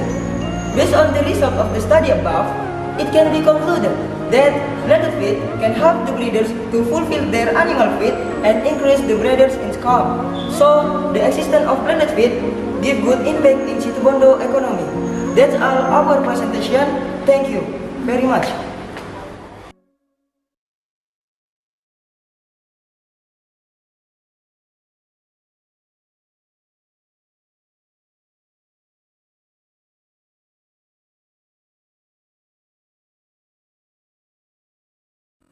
A very good morning to the honorable judges. We are the team Ardent Learners from SMK Seri Bintang Utara. We are really glad to be here with our project, the PAC Recycler, which can make paper and cardboard recycling simple and efficient. This video is submitted for the purpose of participating in the 12th Regional Congress on Search for Seameo Young Scientists organized by Seameo RECSAM from 7 to 10 March 2022. I'll pass it on to Sania. Thank you, Shua. We will first be talking about the background of our study. This figure shows that there is a rise comparing 3 dots from the year 2001 to the year 2019. What can be clearly seen in this figure is the dramatic increase of annual tree cover loss in the tropics area in the year 2017 and 2018. To help conserve forests and jungles, saving and using paper and other wood-made products wisely should be practiced daily. Now, what is recycling? Recycling is the process of collecting and processing materials that would otherwise be thrown away as trash and turning them into new products. How does the paper making process work? After the water is poured into the container, let the mixture soak for 5 minutes and the user may add 1 to 2 teaspoons of starch, which is optional. After the mixture is blended for 5 minutes, the container's bottom is split open. Paper pulp is transferred onto the strainer and will be flattened nicely by the roller compressor and shaped into A4 size. The pulp is heated with a 200 degrees Celsius heat bake, resulting in the pulp drying. Finally, the paper is transferred onto the tray and is ready to use. As for the distillation machine, the paper residue and soapy water will be separated. While the soapy water starts boiling, the soap in the water evaporates and condenses into another container, thus separating the soap and water. Conducted a survey which got 54 responses in total. We came to the conclusion that most people are not active in recycling nowadays. So most people find recycling not beneficial and troublesome. For instance, recycling centers can be easily accessible. Besides, separating the waste is a hassle and the majority of the people do not have the time to do it. However, with the help of PAC Recycler, recycling will be made convenient, simple, and approachable. We also asked for the audience's opinion on our project and got a lot of positive feedback. This result exactly demonstrated the demand of the users for a product like PAC Recycler. Now, we carried out all our observations and research to reduce deforestation for paper production. As we all know, in order to produce paper and other wood-like products, deforestation is unavoidable. Therefore, we would like to reduce these actions to save our environment, as that deforestation is also destroying the habitats of various species. PAC Recycler will solve the recycling crisis. It will also reduce deforestation. SDG number 12, Responsible Consumptions and Production, shows that with this extraordinary invention, we can save more woodlands. 2 million trees are felled daily for global paper consumptions. Because of the paper used, trees are being cut down. In addition, this invention will contribute to goal number 13, Climate Action, and goal number 15, Life on Land in the SDGs. For the recommendations, we plan to make PAC Recycler available for a variety of papers such as A3 and A5, as now A4 is only available. Mobile application will help PAC Recycler too. Instead of website, mobile app will be more efficient as it can send push notifications to the user's device and provide an interactive experience to remind the user to recycle. An interactive space such as forums, adding friends, and messaging on pacrecycle.com will help the user increase communication and interaction between users. The table shows the basic material and cost of PAC Recycler. The total cost is 316 ringgit 95 cents after rounding off. Now I'll pass it on to Hadijah. When talking about commercializing, we must have our target goal, right? Which are office workers and students as they often use paper. Instead of storing used papers, why don't we insert them into PAC Recycler and get a usable recycled paper in a short while? What are our competitive advantages? PAC Recycler is portable with wheels. It can be moved easily around your house or moving outdoors. Secondly, PAC Recycler is user-friendly. Everything can be just controlled using your device. Recycler can also be solar generated, thus avoiding extra electrical fees. It will also contribute to the Sustainable Development Goal number 7, which is affordable and clean energy. Every PAC Recycler user could participate in such an honorable mission to save the earth. What happens? There is no sunlight. You could simply plug in PAC Recycler as it is not weather affected. Here is a mind map that shows our future plan. We would love to collaborate with some local and international NGOs. For example, we have the Water Watch NAG, Center for Technology and Development Malaysia, United Nations, and Greenpeace. We would love to offer a 10% discount for each school use purchase to encourage them, as this is a really great opportunity to educate the students. At the same time, we will organize campaigns and activities to raise awareness on environmental topics and promote PAC recycling. PAC recycler will increase job opportunities for OKU as they can push its PAC recycler and start small businesses like making recycled notebooks, art blogs, etc. This also shows our corporate social responsibilities. In conclusion, PAC Recycle will solve the world recycling crisis, lessen the trees being chopped down, and overcome the inconvenience of paper and cardboard recycling. This is our reference for the project. That's all from us. Thank you so much.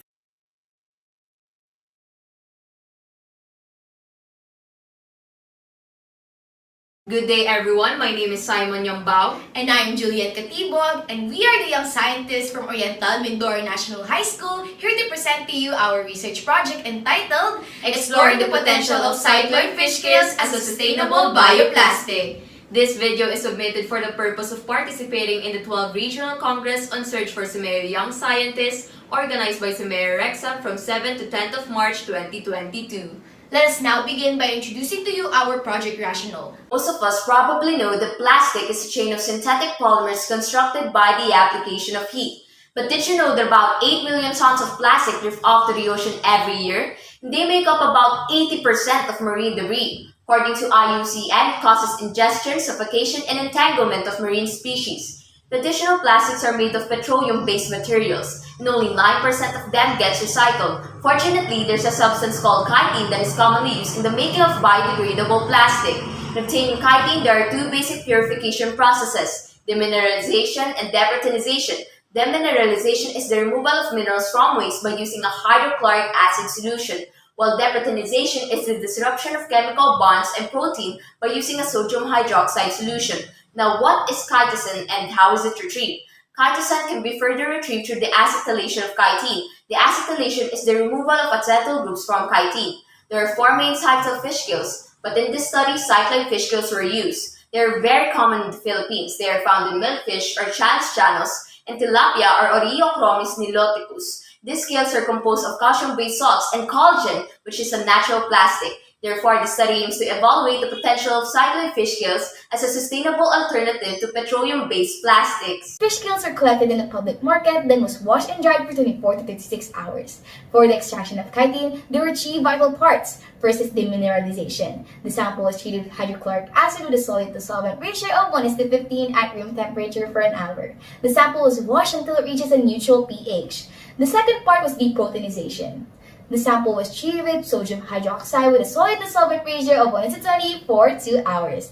And third is deacetylation. The sample was deacetylated by treating it with a 50% diluted solution of hydrochloric acid for an hour. The sample was dried and the final result was the chitosan. The chitosan was melted in a 50% diluted acetate acid solution and incorporated castor oil as plasticizer. The samples were then poured in a mold until it hardened.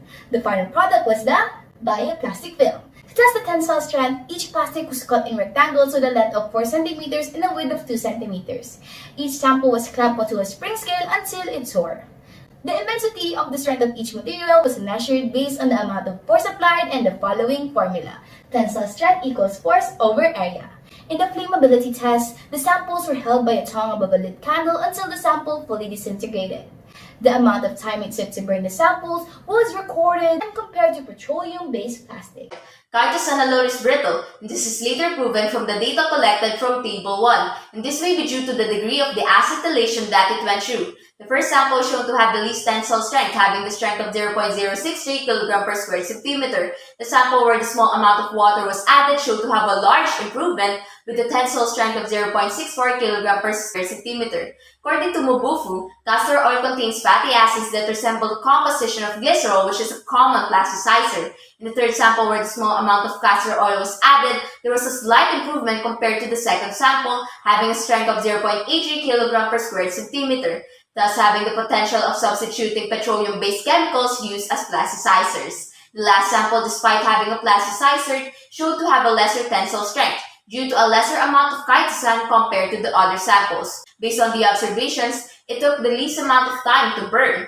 The heat press sample took 89 seconds to burn, having the longest amount of time to burn. Fish scales are only combustible at a very high temperature due to the presence of collagen, which is a non-toxic and non-combustible material. The second sample took 73 seconds to burn. Since this sample had water, it lessened the sample's property of non-combustibility. The last two samples, however, were very quick to completely burn, with a disintegration period of 31 and 22 seconds, and this may be due to the presence of castor oil. To conclude our study, the supplied a fair and equitable amount of data to prove that chitosan yielded from cycloid fish gills does indeed have a potential in creating bioplastics.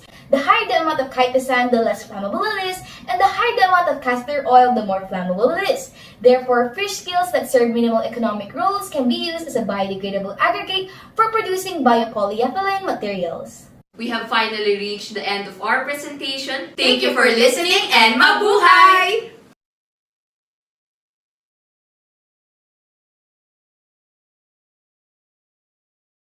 Good morning, judges. We are Zhang Haiyun, Hilary Chi, and Samushkova Anastasia from Raffles Girls' School.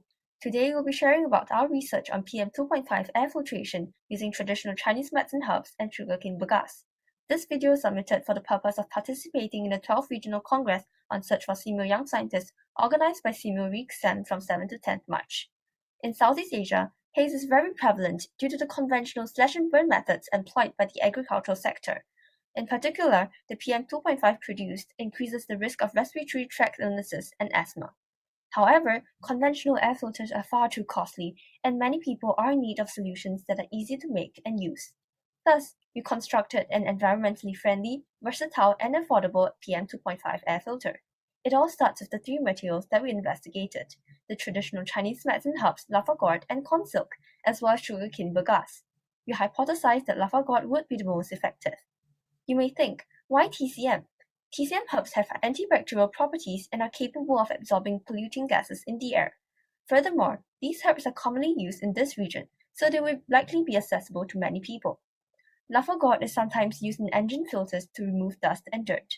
Whereas for porous corn silk, it was found to be effective in absorbing and retaining toxic atmospheric lead. Sugarcane bagasse is a potential effective packing material for biofiltration systems due to its high activated carbon content. It has also been shown to be an effective filter of hazardous gases. In addition, both sugarcane bagasse and corn silk are waste materials. Hence, we thought it would be meaningful if they could be given a second life. We tested these materials with our prototype built as follows. Onto a square cooling fan, we stretched a layer of fishing net, which was just fine enough to prevent dust from the materials from entering the fan. A cardboard casing was secured around the fan, and a layer of filtration material was packed into the casing. Then another layer of netting was stretched over the open end. This is our actual prototype.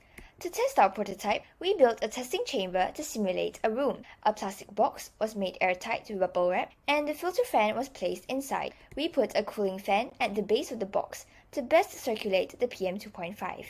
Here is our actual testing chamber.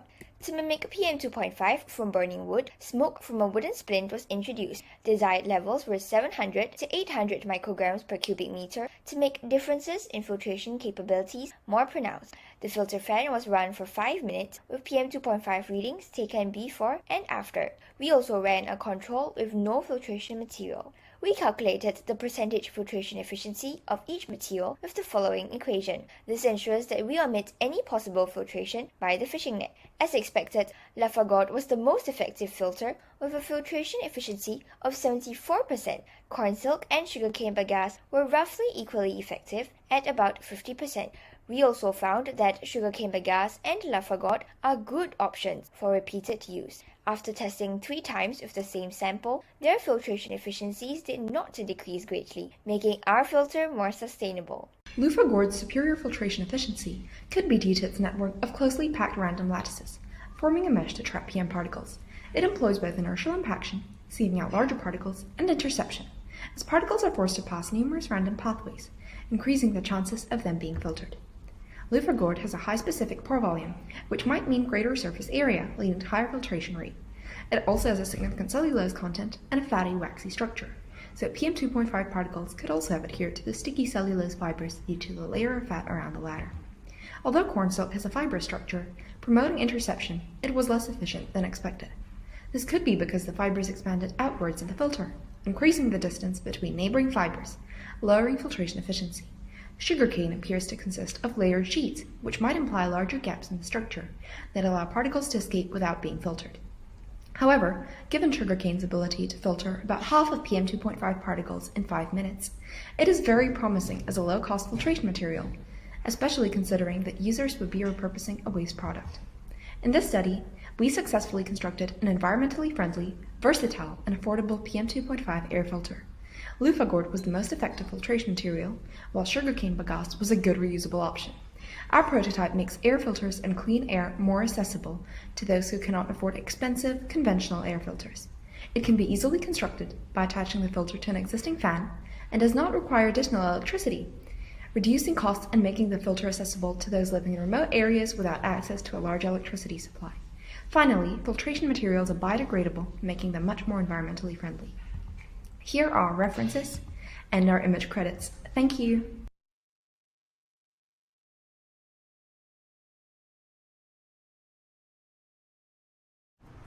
This video was submitted for the purpose of petition painting in the 12th Regional Congress on Search for Seameo Young Scientists organized by Seameo RECSAM from 7 to 10 March 2022. สวัสดีครับ We are come from Pakistan Secondary School. My name is Puwanat Homhaka. My name is Manirat Alanyik.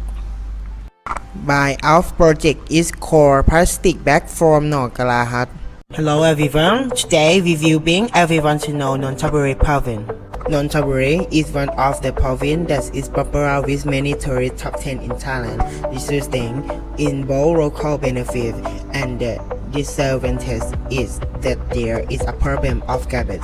With Helsinki plastic waste allow of community that are tourist attraction that are popular at the top of the province is Gokrat. In the area of Gokrat, there is also an important cancave which is Nogara. From the interview of people in the community, says garages which are popularly used to make herbal medicine or food. But the people will use only the young shoots, so the husk was turned into garbage. With that problem resulted in a project called Bioplastic Bag from Nogara. This project has purpose for 1. To study the amount of cellulose in Nogara husk. 2. To study quality and property of carboxymethylcellulose obtained from Nogara husk. 3. Development of bioplastic bag from Nogara husk. 4. To study physical property and degradation of bioplastic bag from Nogara husk. Extraction of cellulose fiber from Nogara husk part. First, extract cellulose by sodium hydroxide solution with different concentration. Bleach cellulose with hydrogen peroxide and then wash it to get pH 7 with water. Finally, bake it to dry. From experiment, we found 5% weight by volume sodium hydroxide solution cellulose can be extracted up to 13.51 gram, representing percent yield is 67.55. We synthesize carboxymethylcellulose by stir cellulose and isopropanol, then add sodium hydroxide solution and chloroacetic acid to change function group. Then wash it with methanol. Change pH to 7 by acetic acid. Wash with ethanol and wash by methanol again and bake it to dry.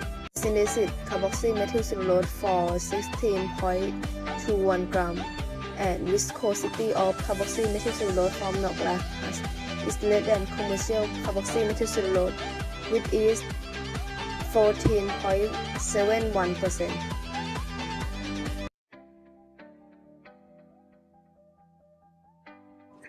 Pairing the substance to make the film follow the shape, then dissolve and mix ingredients to smooth and bake it. We found the CMC and plastic sizer formula for film forming it fifth. The film of this formula have diameter 73.30 mm, thickness 0.47 mm, and had physical appearance by crisp, orange skin, clear cream color.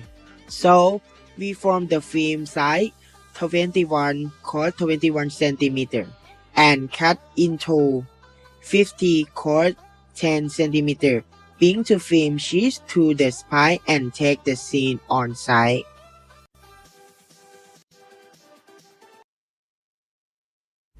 After we make plastic bag form fifth formula, so we left in for 18 hours. The bag still same bag condition. Put the plastic bag to the test by solving in water at room temperature and found that after 15 minutes, the bag dissolved in water and didn't retain their shape. And when we bury in a cow for 48 hours, it has coagulation that retain the shape of bag permanently disintegrated.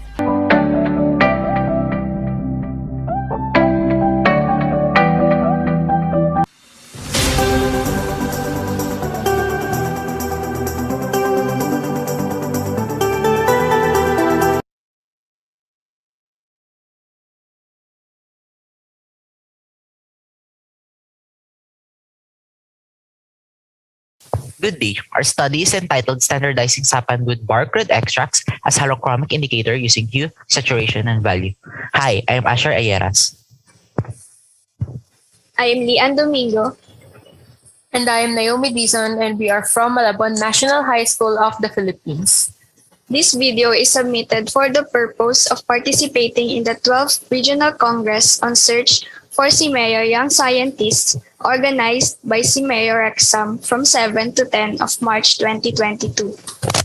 This presentation will contain our project rationale, description, findings, and conclusion. These are divided into parts, the first of which is our research questions. Our team has sought to answer if sappanwood bark extracts is effective in being a main halochromic component in a natural pH indicator. We also try to find out if which of the concentrations of sappanwood pH paper gives the most favorable results. Lastly, we try to find out if there is a substantial difference between the experimental and the control groups and the solute constant and the solvent constant groups in terms of the following tests: color analysis on standard buffer solutions, color analysis on household substances, water absorption test, thermal stability test, and reversible reaction test. We formulated 3 hypotheses based on the research questions. First, sappanwood bark extracts will be able to exhibit its halochromic effect on the most accurate level possible, having significant amounts of anthocyanin.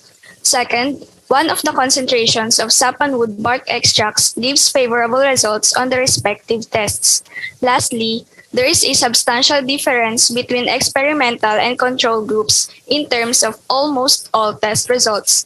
An exception would be for the thermal stability test, wherein both groups are expected to produce equal results. For our research design, we have utilized the triangulation method or mixed method, having both quantitative and qualitative parts. So for the qualitative part, we have used the color analysis test and reversible reaction test, which identifies the prior and resulting color of the pH indicator. And for the quantitative part, we have used the water absorption test and thermal stability test, which identifies the water's area of diffusion and rate change, persistence, and to exposure to heat. For our methods and procedure, first we gather materials and prepare their concentrations before storing them in a cool and dry place. Setups were filtered using Buckner funnel and rotary evaporator. Mordants were added to the extracts, and the filter papers were submerged to these extracts and were left to air dry. The resulting pH indicators were cut into their respective sizes, tested for their efficacy, and the results were gathered and interpreted. The sappanwood pH indicator undergone 5 different tests to know its efficacy. Color analysis to see color changes upon exposure to buffer solutions and household chemicals. Area of diffusion after undergoing to water absorption test. Weight change after undergoing to thermal stability test, and color changes after undergoing to reversible reaction test. Our results and discussion are summarized into 4. First is the variation for color of pH indicator, having a shade of light yellow to pinkish red for acid, a red color for neutrals, and a dark red to violet for the base. Second, a slow diffusion rate for experimental setup and a faster rate for the control setups, which the results are statistically significant. Third, a variating and inconsistent weight change onto exposure to different temperatures, resulting for the setups to being statistically equal. And lastly, a reversible color property for the experimental setups and positive control, having a slight to minimal color alteration as compared to the original color. Given all of this information, which can also be found in a research paper, our team concludes that first, SAPAN's holochromic constituent is effective in being a component of pH indicators. And secondly, SAPAN with pH indicator is an effective, affordable, and marketable product. This is where our presentation ends. Thank you for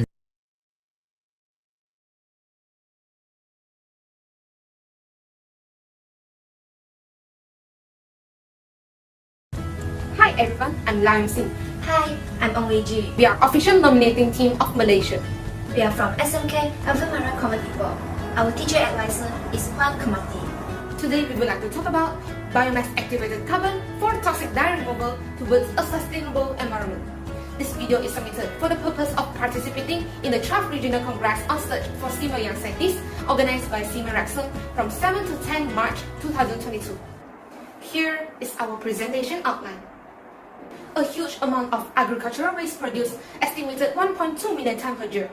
It becomes essential to use this waste material for various important applications in environmental science.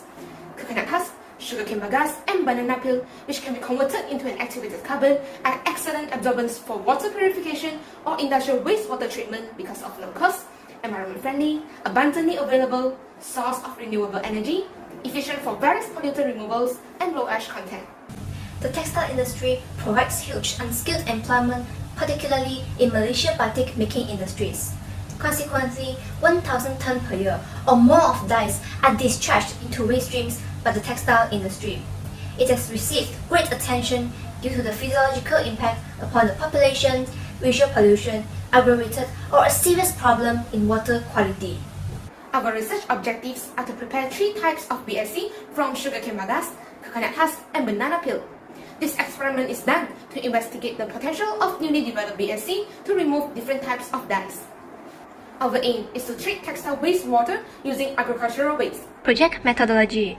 These agricultural waste are cleaned and dried using microwave, then crush it to fine powders and put into furnace under temperature 450 degrees Celsius for 2 hours. After BSC was developed, characterization study is carried out using SEM and FTIR analysis. Adsorption study also carried out for absorbent dosage, dye concentration, pH value, and contact time. Adsorption study is carried out using 50 ml of dye solution added with predetermined amount of adsorbent and then transferred to a shaker. The mixture is filtered. The filtrate color removal percentage was analyzed using a UV spectrophotometer.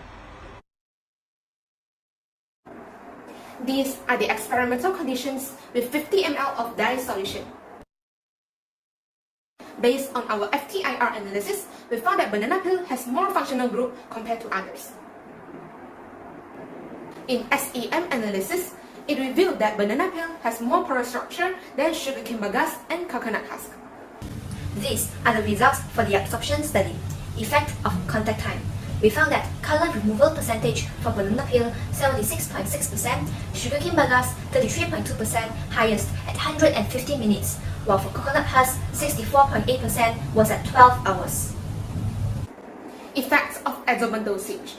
Based on effects of adsorbent dosage, we can see color removal percentage for banana peel 76.6%, sugarcane bagasse 33.2%, highest using 80 mg of adsorbent, while for coconut husk 64.8% was high using 120 mg of adsorbent. Effects of dye concentration. We found that color removal percentage for all the BSC was higher when using 15 mg per liter of dye solution compared to 100 mg per liter of dye solution. Types of dye. We have used 3 types of dye, namely Remedial Blue, Methyl Orange, and Reactive Red. We observed that banana peel able to remove all the dye efficiently compared to other coconut husk and sugarcane bagasse.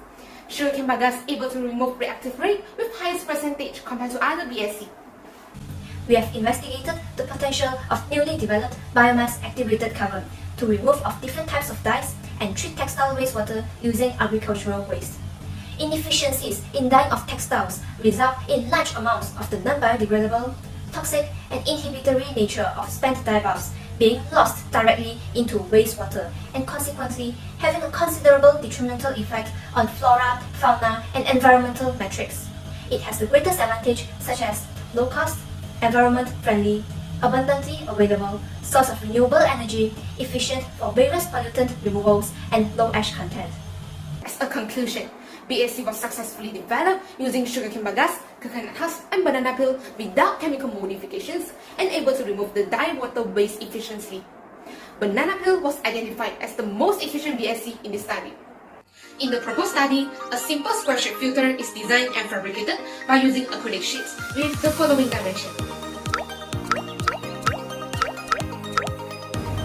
Thank you.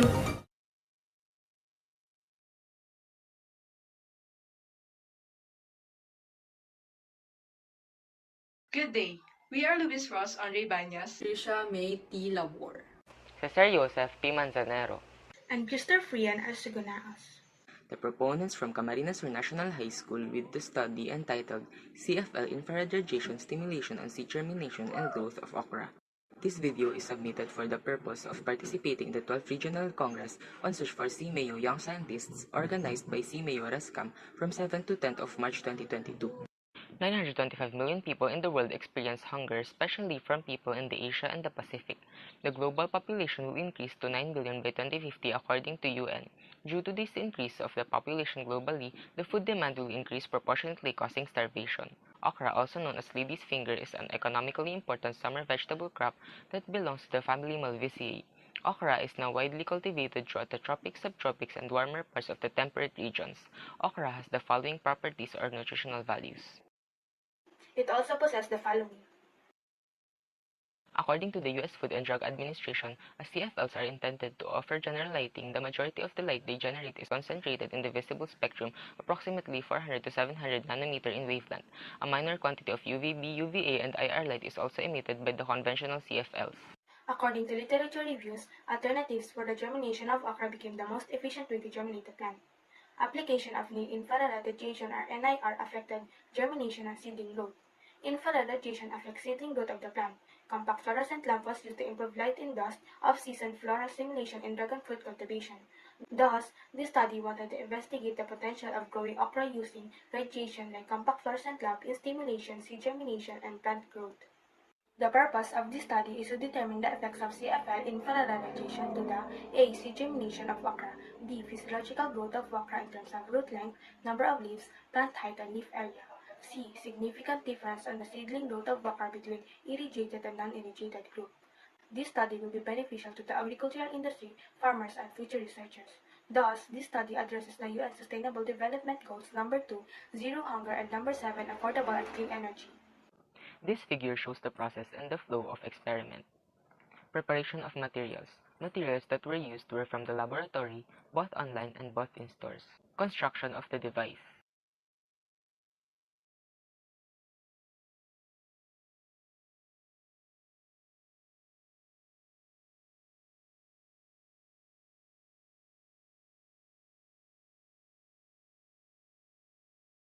Assembling of seed incubator.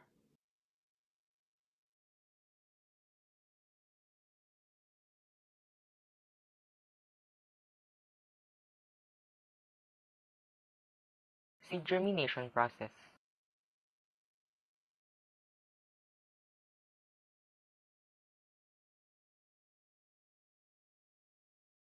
Preparation of setups.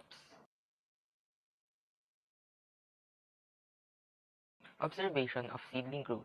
The seeds undergone germination and seedling growth for 7 days. On the 7th day of observation, the seedlings were prepared for data collection. Results obtained are analyzed using one-way analysis of variance or ANOVA with a significance level of 0.05 and 2 KHST post-hoc test with 95% confidence level. For day of seed germination, irradiated or treatment 2 replicates 1 and 3 has the shortest day of germination among treatments, which is 1.5 days, and shows that there is a significant difference between treatments with a p-value of 0.042. Overall, for root length, irradiated or treatment 2 has the highest root length among treatments, which is 45 centimeters, and shows that there is no significant difference between treatments with a p-value of 0.145. For the number of leaves, irradiated or treatment 2 has the most number of leaves. All replicates contain 2 leaves each and shows that there is no significant difference between treatments with a p-value of 0.630. Irradiated or treatment 1 has the highest plant with around 14 centimeters and shows that there is a significant difference between treatments with a p-value of 0.038. Irradiated treatment 2 has the largest leaf area with 420 square centimeters and shows that there is a significant difference between treatments with a p-value of 0.048. This study has concluded that CFL infrared radiation is an effective source of light for germinating and growing okra seeds through one-way analysis of variance or ANOVA and 2KHST post-hoc test. And for further improvements of the study, The researchers recommend the following. For the references of the study, and this is our study, CFL infrared radiation stimulation on seed germination and growth of okra. Thank you.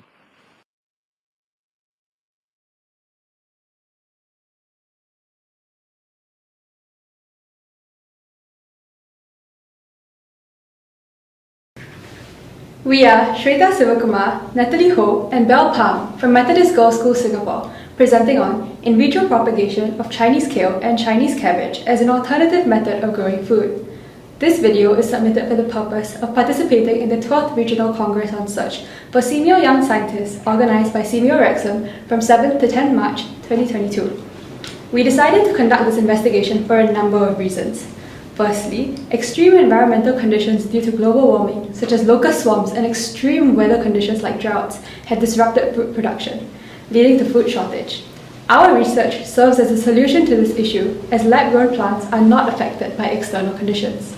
Countries including Singapore are exploring means of boosting homegrown food production.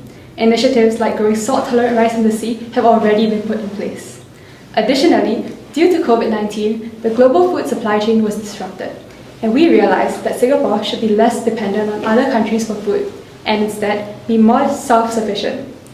Our research provides a solution to the food production issue, aiding Singapore's journey to meet the target of 30 by 30, where Singapore can produce 30% of its nutritional needs by 2030. We chose 2 common vegetables, Chinese kale and Chinese cabbage, to conduct our investigation. They are high in vitamin C and soluble fibers and contain multiple nutrients and phytochemicals.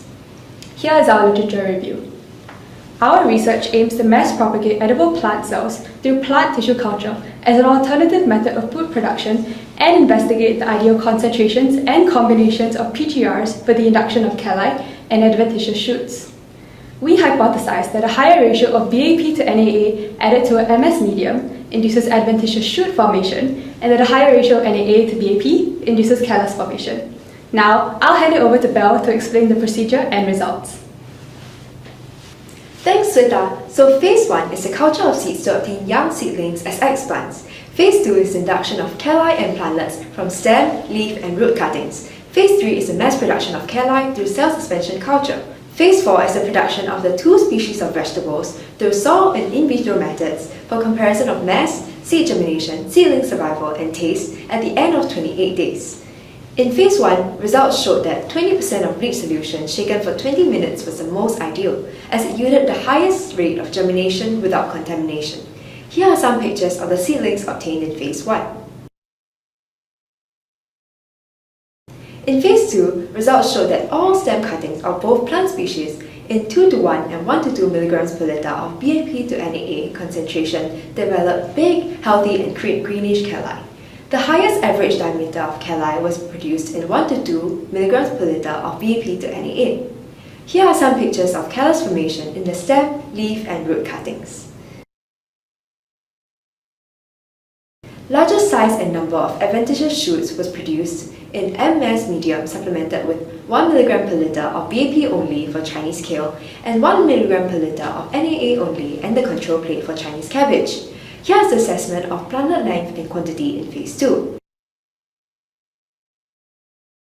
For phase 3, the calli of Chinese kale and Chinese cabbage in the cell suspension cultures turned brown after 1 week and eventually died after 2 weeks. For phase 4, we unexpectedly found that uncut seedlings grown in MS medium without PGRs produce the maximum mass of leaves and stems that are healthy for both species. When comparing between soil and in vitro culture, the in vitro cultured plants had a greater average mass and higher survival rate at the end of the harvest.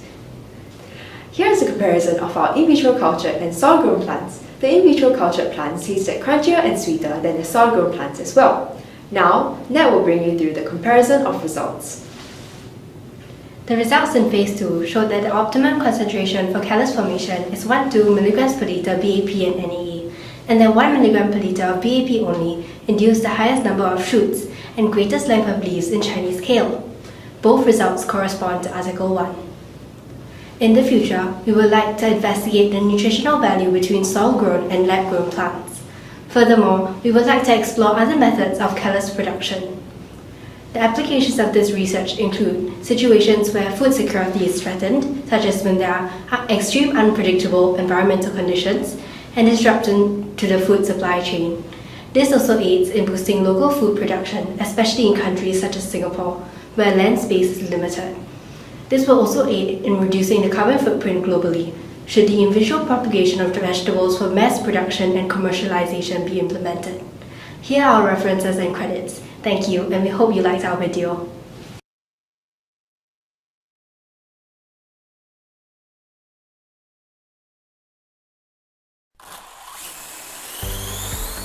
With the advent of new technologies, UAVs have been associated in the defense, military, tactical, and modern world. However, the concept of drones has not been fully conceptualized in our country to agricultural aspects, especially in farming. As much as Philippines depends on agriculture, still it is far short from adapting the latest technologies in it to get good farm.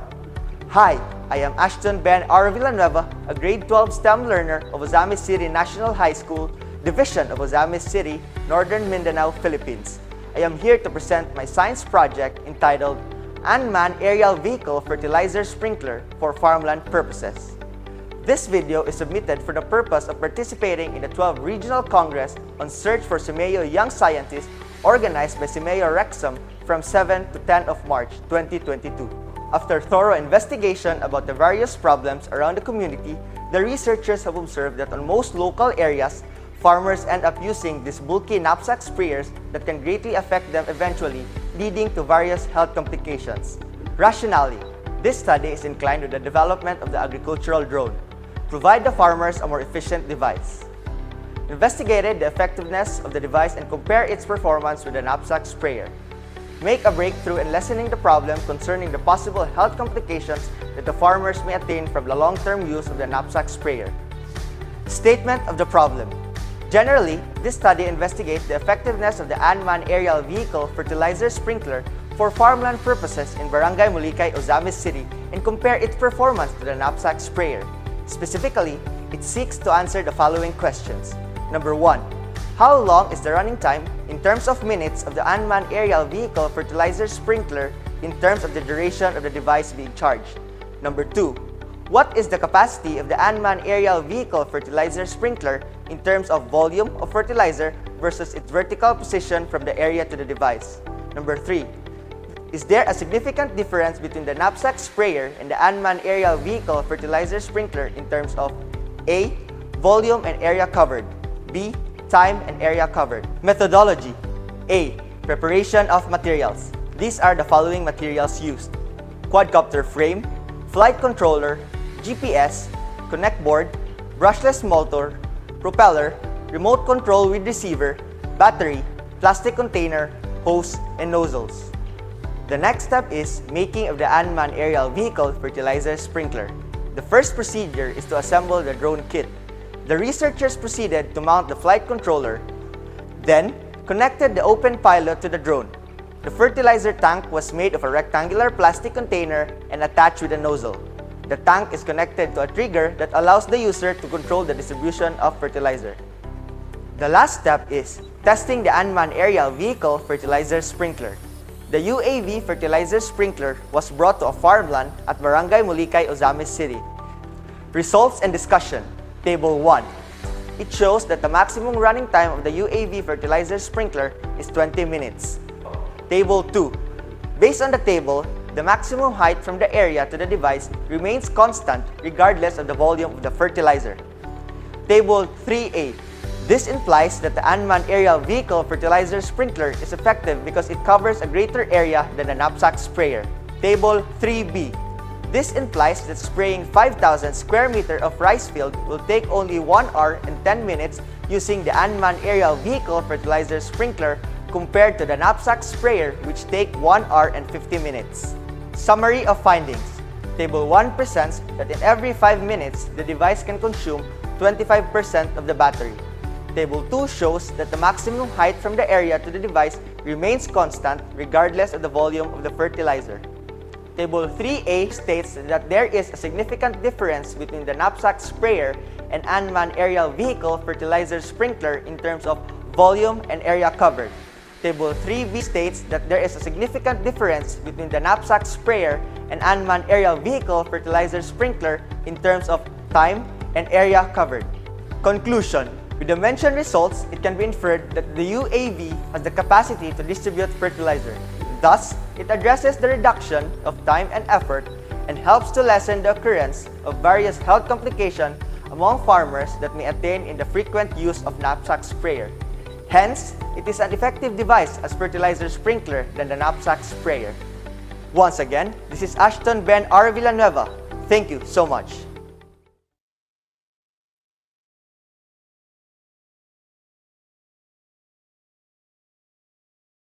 Good morning, everyone. Dear judges, we are Bình Anh, Minh Hoàng, Đình Phong, and Minh Quang from Class 11, Physics 2 in Hanoi Amsterdam High School for the Gifted in Hanoi, Vietnam. Today, we bring to this competition the equipment named Remasco, machine for recycling disposition medical face mask into PP fibers. During the expansions of subvirus COVID-2, hundreds of millions of medical masks are discarded directly to nature. And we also know that a standard medical mask consists of many layers of non-woven fabric, which usually made of polypropylene, the same material for dusting blade and fluffy animal. Next is the process of recycling. The first step is called collecting used masks by putting recycled bin in the halls of apartment building and supermarkets, then sorting them, preliminarily processing them, then treating medical masks by chloramine B, and finally using them as recycled materials. Next is the design of the machine. The machine includes 4 main parts as shown in the figure.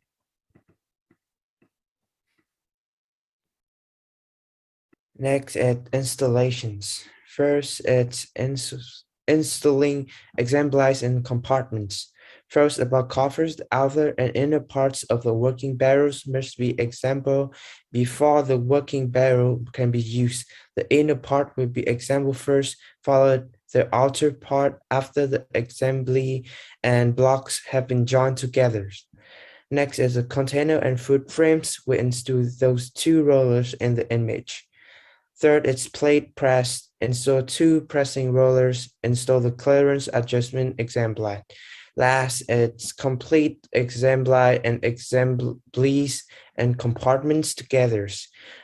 We assemble those parts together and then test running, adjusting. Last but not least is cleaning, installing the safety shield.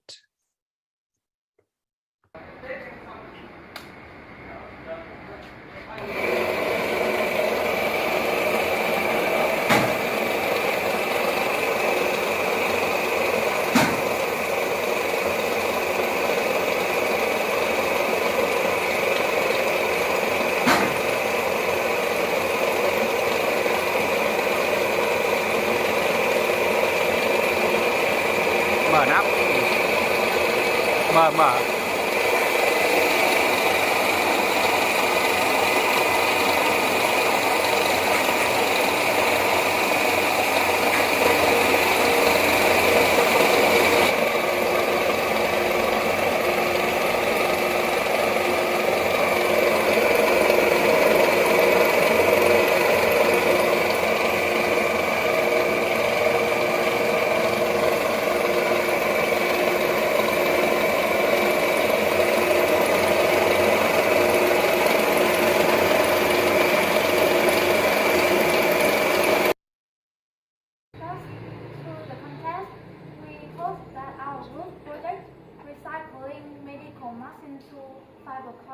will help reduce a portion of daily discharged medical mass, which is not only harmful to the environment but also to human health.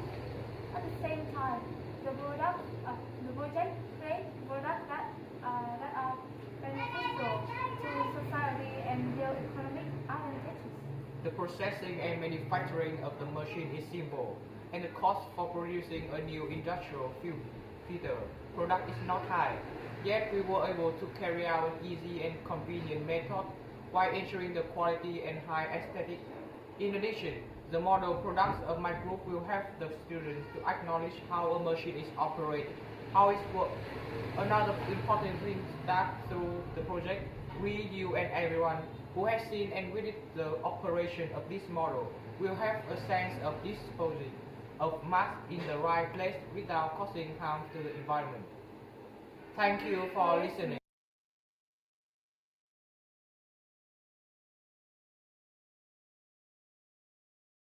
The researchers of this study are Shane Penelope Apin, Mikan Aida Blois, Samin Ann M. Rosero, and April Fatima H. Toribio. They are from Camarines Sur National High School, Naga City, Philippines. This study is about the effectiveness of an environmental-friendly face mask that uses cotton linen as fabric and filter. This video is submitted for the purpose of participating in the 12th Regional Congress on Search for Seameo Young Scientists organized by Seameo RECSAM from 7 to 10 March 2020. Shop 2021 explained that the cotton linen blend fabric is air permeable. It quickly absorbs sweat from the skin, producing a more comfortable and non-sticky feeling for the wearer.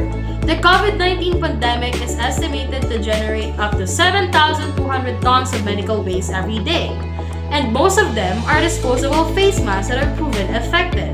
That is why the researchers come up with an idea of making an eco-friendly cotton linen made face mask that can be washed and used again. The researchers determined the advantages of the cotton linen fabric made face mask along with its porosity, airflow passage, humidity, and temperature, and also investigated if it's safe and has the same effectiveness as a KF94 face mask. The design of the face mask has 4 layers. It has a front outer cotton linen fabric, back outer cotton linen fabric, and 2 cotton linen filters in between. Methods comprise of acquiring the materials, preparation of sewing, and sewing the mask. The setups and determining the physical property of the face mask. The fabric porosity was determined by subtracting the fabric density to 100. The fabric density was then determined by dividing the weight and the thickness of the face mask.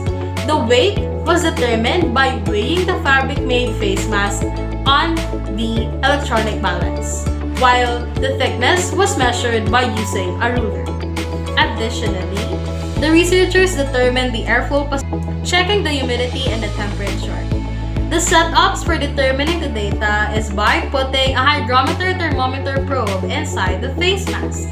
Results and findings. Findings show that the average fabric porosity of the cotton linen face mask is 59.06%, which is higher over the KF94 face mask that only has 14.93%. Results on the airflow passage of both of the masks also indicated that it prevents air from passing through both inside and outside. Findings also showed that the cotton linen face mask has a lower humidity and temperature of 86.33% and 32.36 degrees Celsius over the KF94 face mask that has 87% of humidity and 34.3 degrees Celsius in temperature. The findings then theoretically imply that the cotton linen face mask is effective in 3 consecutive factors, implying that the higher the value of the porosity, the less air and water can pass through. The lower the humidity and the temperature, the more comfortable it is to be used. To add further, either of the face mask proves that it prevents air from passing through both inside and outside. Accordingly, a cotton linen mask can be effective as it is good in condition, physical property, functionality, and comfortability. With all the data that was gathered, the researchers can conclude that the environment-friendly face mask is effective and can protect people like what a normal face mask does. That is all. Thank you.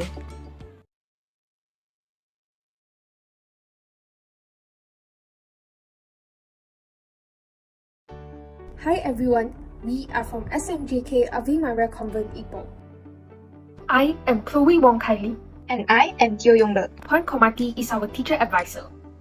In this video, we would like to present about synthesis and purification of waste cooking oil into biofuel using biomass activated carbon towards a sustainable environment. This video is submitted for the purpose of participating in the 12th Regional Congress on Search for Seameo Young Scientists organized by Seameo RECSAM from 7 to 10 March 2022. The continuous increase in energy demand is contributing to petroleum-based oil depletion. In addition, inherent particle emitted by conventional fossil fuel combustion process has contributed towards the environmental pollution. The needs for renewable environmental friendly energy resources are very important. Lots of people in the energy industry believe that biofuel is one of the most promising alternatives to future energy production because of its clean and renewable properties. As an energy source, biofuel can reduce the emission level of pollutants. Not only that, biofuel is non-toxic and biodegradable. Because of the rapid fossil fuel depletion, increasing future energy demand, the global warming and climate change due to the exhaust emission of the fossil fuel, the needs for renewable environmental friendly energy resources are very important. A huge amount of agricultural waste is produced, estimated 1.2 million tons per year. It becomes essential to use this waste material for various important applications in the field of environmental science. In view of this, renewable energy sources are required for satisfying the global energy demand.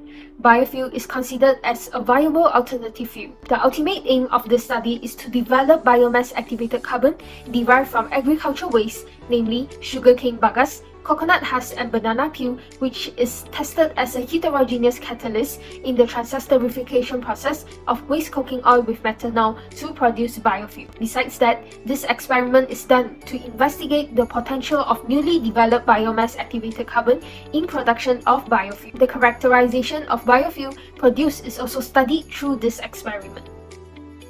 The project methodology is separated into two parts. Firstly, the preparation of biomass-activated carbon from 3 different biomass. Secondly, preparation of biofuel from waste cooking oil and biomass-activated carbon from 3 different biomass using transesterification process. Characterization study done from SEM and FTIR analysis showed that the 3 biomass-activated carbon are capable to be used as a catalyst in the transesterification process. The prepared BAC catalyst comprises irregular shape of particles, porous in structure, and possesses active sites which have bigger surface area for reaction. Besides that, the 3 samples of BAC contain a strong group of carboxyl monomers and also has an ester group. Results show that increasing the operational time, the alcohol to oil molar ratio, and the catalyst loading increases the production of biofuel. The optimum conditions were found to be 2 hours of heating, 1:6 alcohol to oil ratio, and 1% weight-to-weight catalyst loading. Under optimum conditions, the conversion to biofuel reached 97.3% for the waste cooking oil, synthesis and purified with sodium hydroxide, and biomass-activated carbon. We also done a catalyst reusability test. The biofuel yields were around 88 to 93% for both fresh and reused catalysts from 3 different BAC. After 4 cycles, the catalyst activity slightly decreased around 2%. The properties of biofuel such as density, viscosity, flash point, pour point, and cloud point were measured, giving promising results. The significance of our project is, we have invented a lower-cost biofuel from waste cooking oil using agricultural waste, namely sugarcane bagasse, coconut husk, and banana peel, which acts as a heterogeneous catalyst in the transesterification process. Although the rate of reaction for BAC is equal to sodium hydroxide, the biofuel you obtain using BAC are much higher and efficient. It is also a sustainable energy and eco-friendly to the environment. BAC is highly recommended to replace chemical substances in the transesterification process, which is safer to be used and bring positive impact to the environment. It is also an alternative fuel that can reduce the dependence on foreign oil. As a conclusion, all newly developed BAC using agricultural waste, namely sugarcane bagasse, coconut husk and banana peel have higher potential to be used as a heterogeneous catalyst in the trans-esterification of waste cooking oil with methanol to produce biofuel with affordable, sustainable price in accordance to Malaysian standard. That's all from us. Thank you.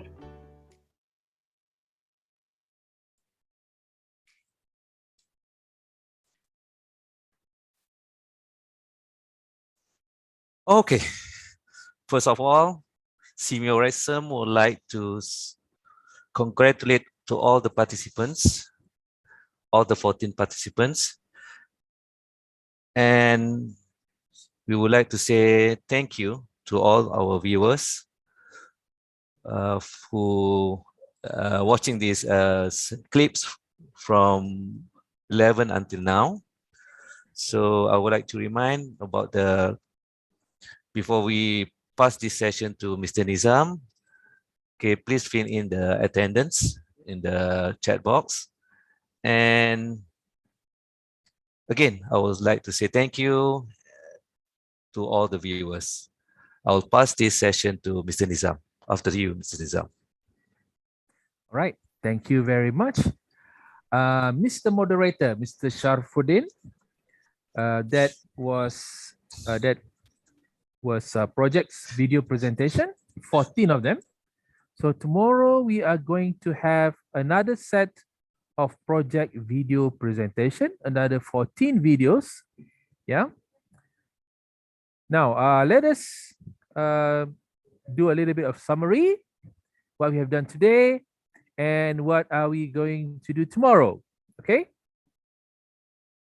We have done the opening ceremony today. Checked. And we have a session with ICCCM. Checked. On innovation for sustainable development, the artificial intelligence stuff. I can only remember the AI. Wow. Okay. Now, and then we have project video presentation just now, 14 video altogether. And right now, I'm going to brief you about tomorrow. We will start early, 8:30 a.m. Local Malaysia time. We will start the session with a title, IoT for Community. IoT stands for Internet of Things, if I'm not mistaken. Yeah, correct? Internet of Things for Community. Remote Desktop for Powering Up Projects by Swinburne University of Technology, Sarawak. So the session would be from 8:30 a.m. to 10:30 a.m., 2 hours session. Now, for this session, ladies and gentlemen, students, I would like to remind you that you need another device. You need 2 devices. That means your PC right now you are using, plus another device that is connected to the internet. So please get ready with another device tomorrow morning at 8:30. It can be a laptop, it can be a tablet, it can be a handphone, smartphone, okay, with an internet connectivity, okay, in order for you to fully enjoy and learn from next morning session, Internet of Things for Community by Swinburne University of Technology, Sarawak. Okay, got it? Thumbs up. All right, next would be one final announcement is your attendance. So on your right hand side in the chat box, can you see there is an attendance link for SSYS 2022. Please fill in your attendance now, but please bear in mind that you have to be consistent in the spelling and format of your name. Meaning, if you fill in using all caps lock, capital, do the same. Every spelling, every single letter is the same for every time you check in into the attendance. Got it? Yes, the technical team of RECSAM is using artificial intelligence to recognize every single word. But sometimes, the system not very intelligent. So please make sure you are intelligent than the system. Got it? All right, good. Now, please use the same email throughout the 3 days. Please use the same email throughout the 3 days. Do not use your mail today, your father's mail tomorrow, and your auntie mail the next day. No. Your email, only one email. Got it? And make sure it's a valid mail. For those of you who are using the dark web email, please don't. We don't access dark web from here. We only accept valid email address. You learn IoT tomorrow, so bear in mind. Okay then.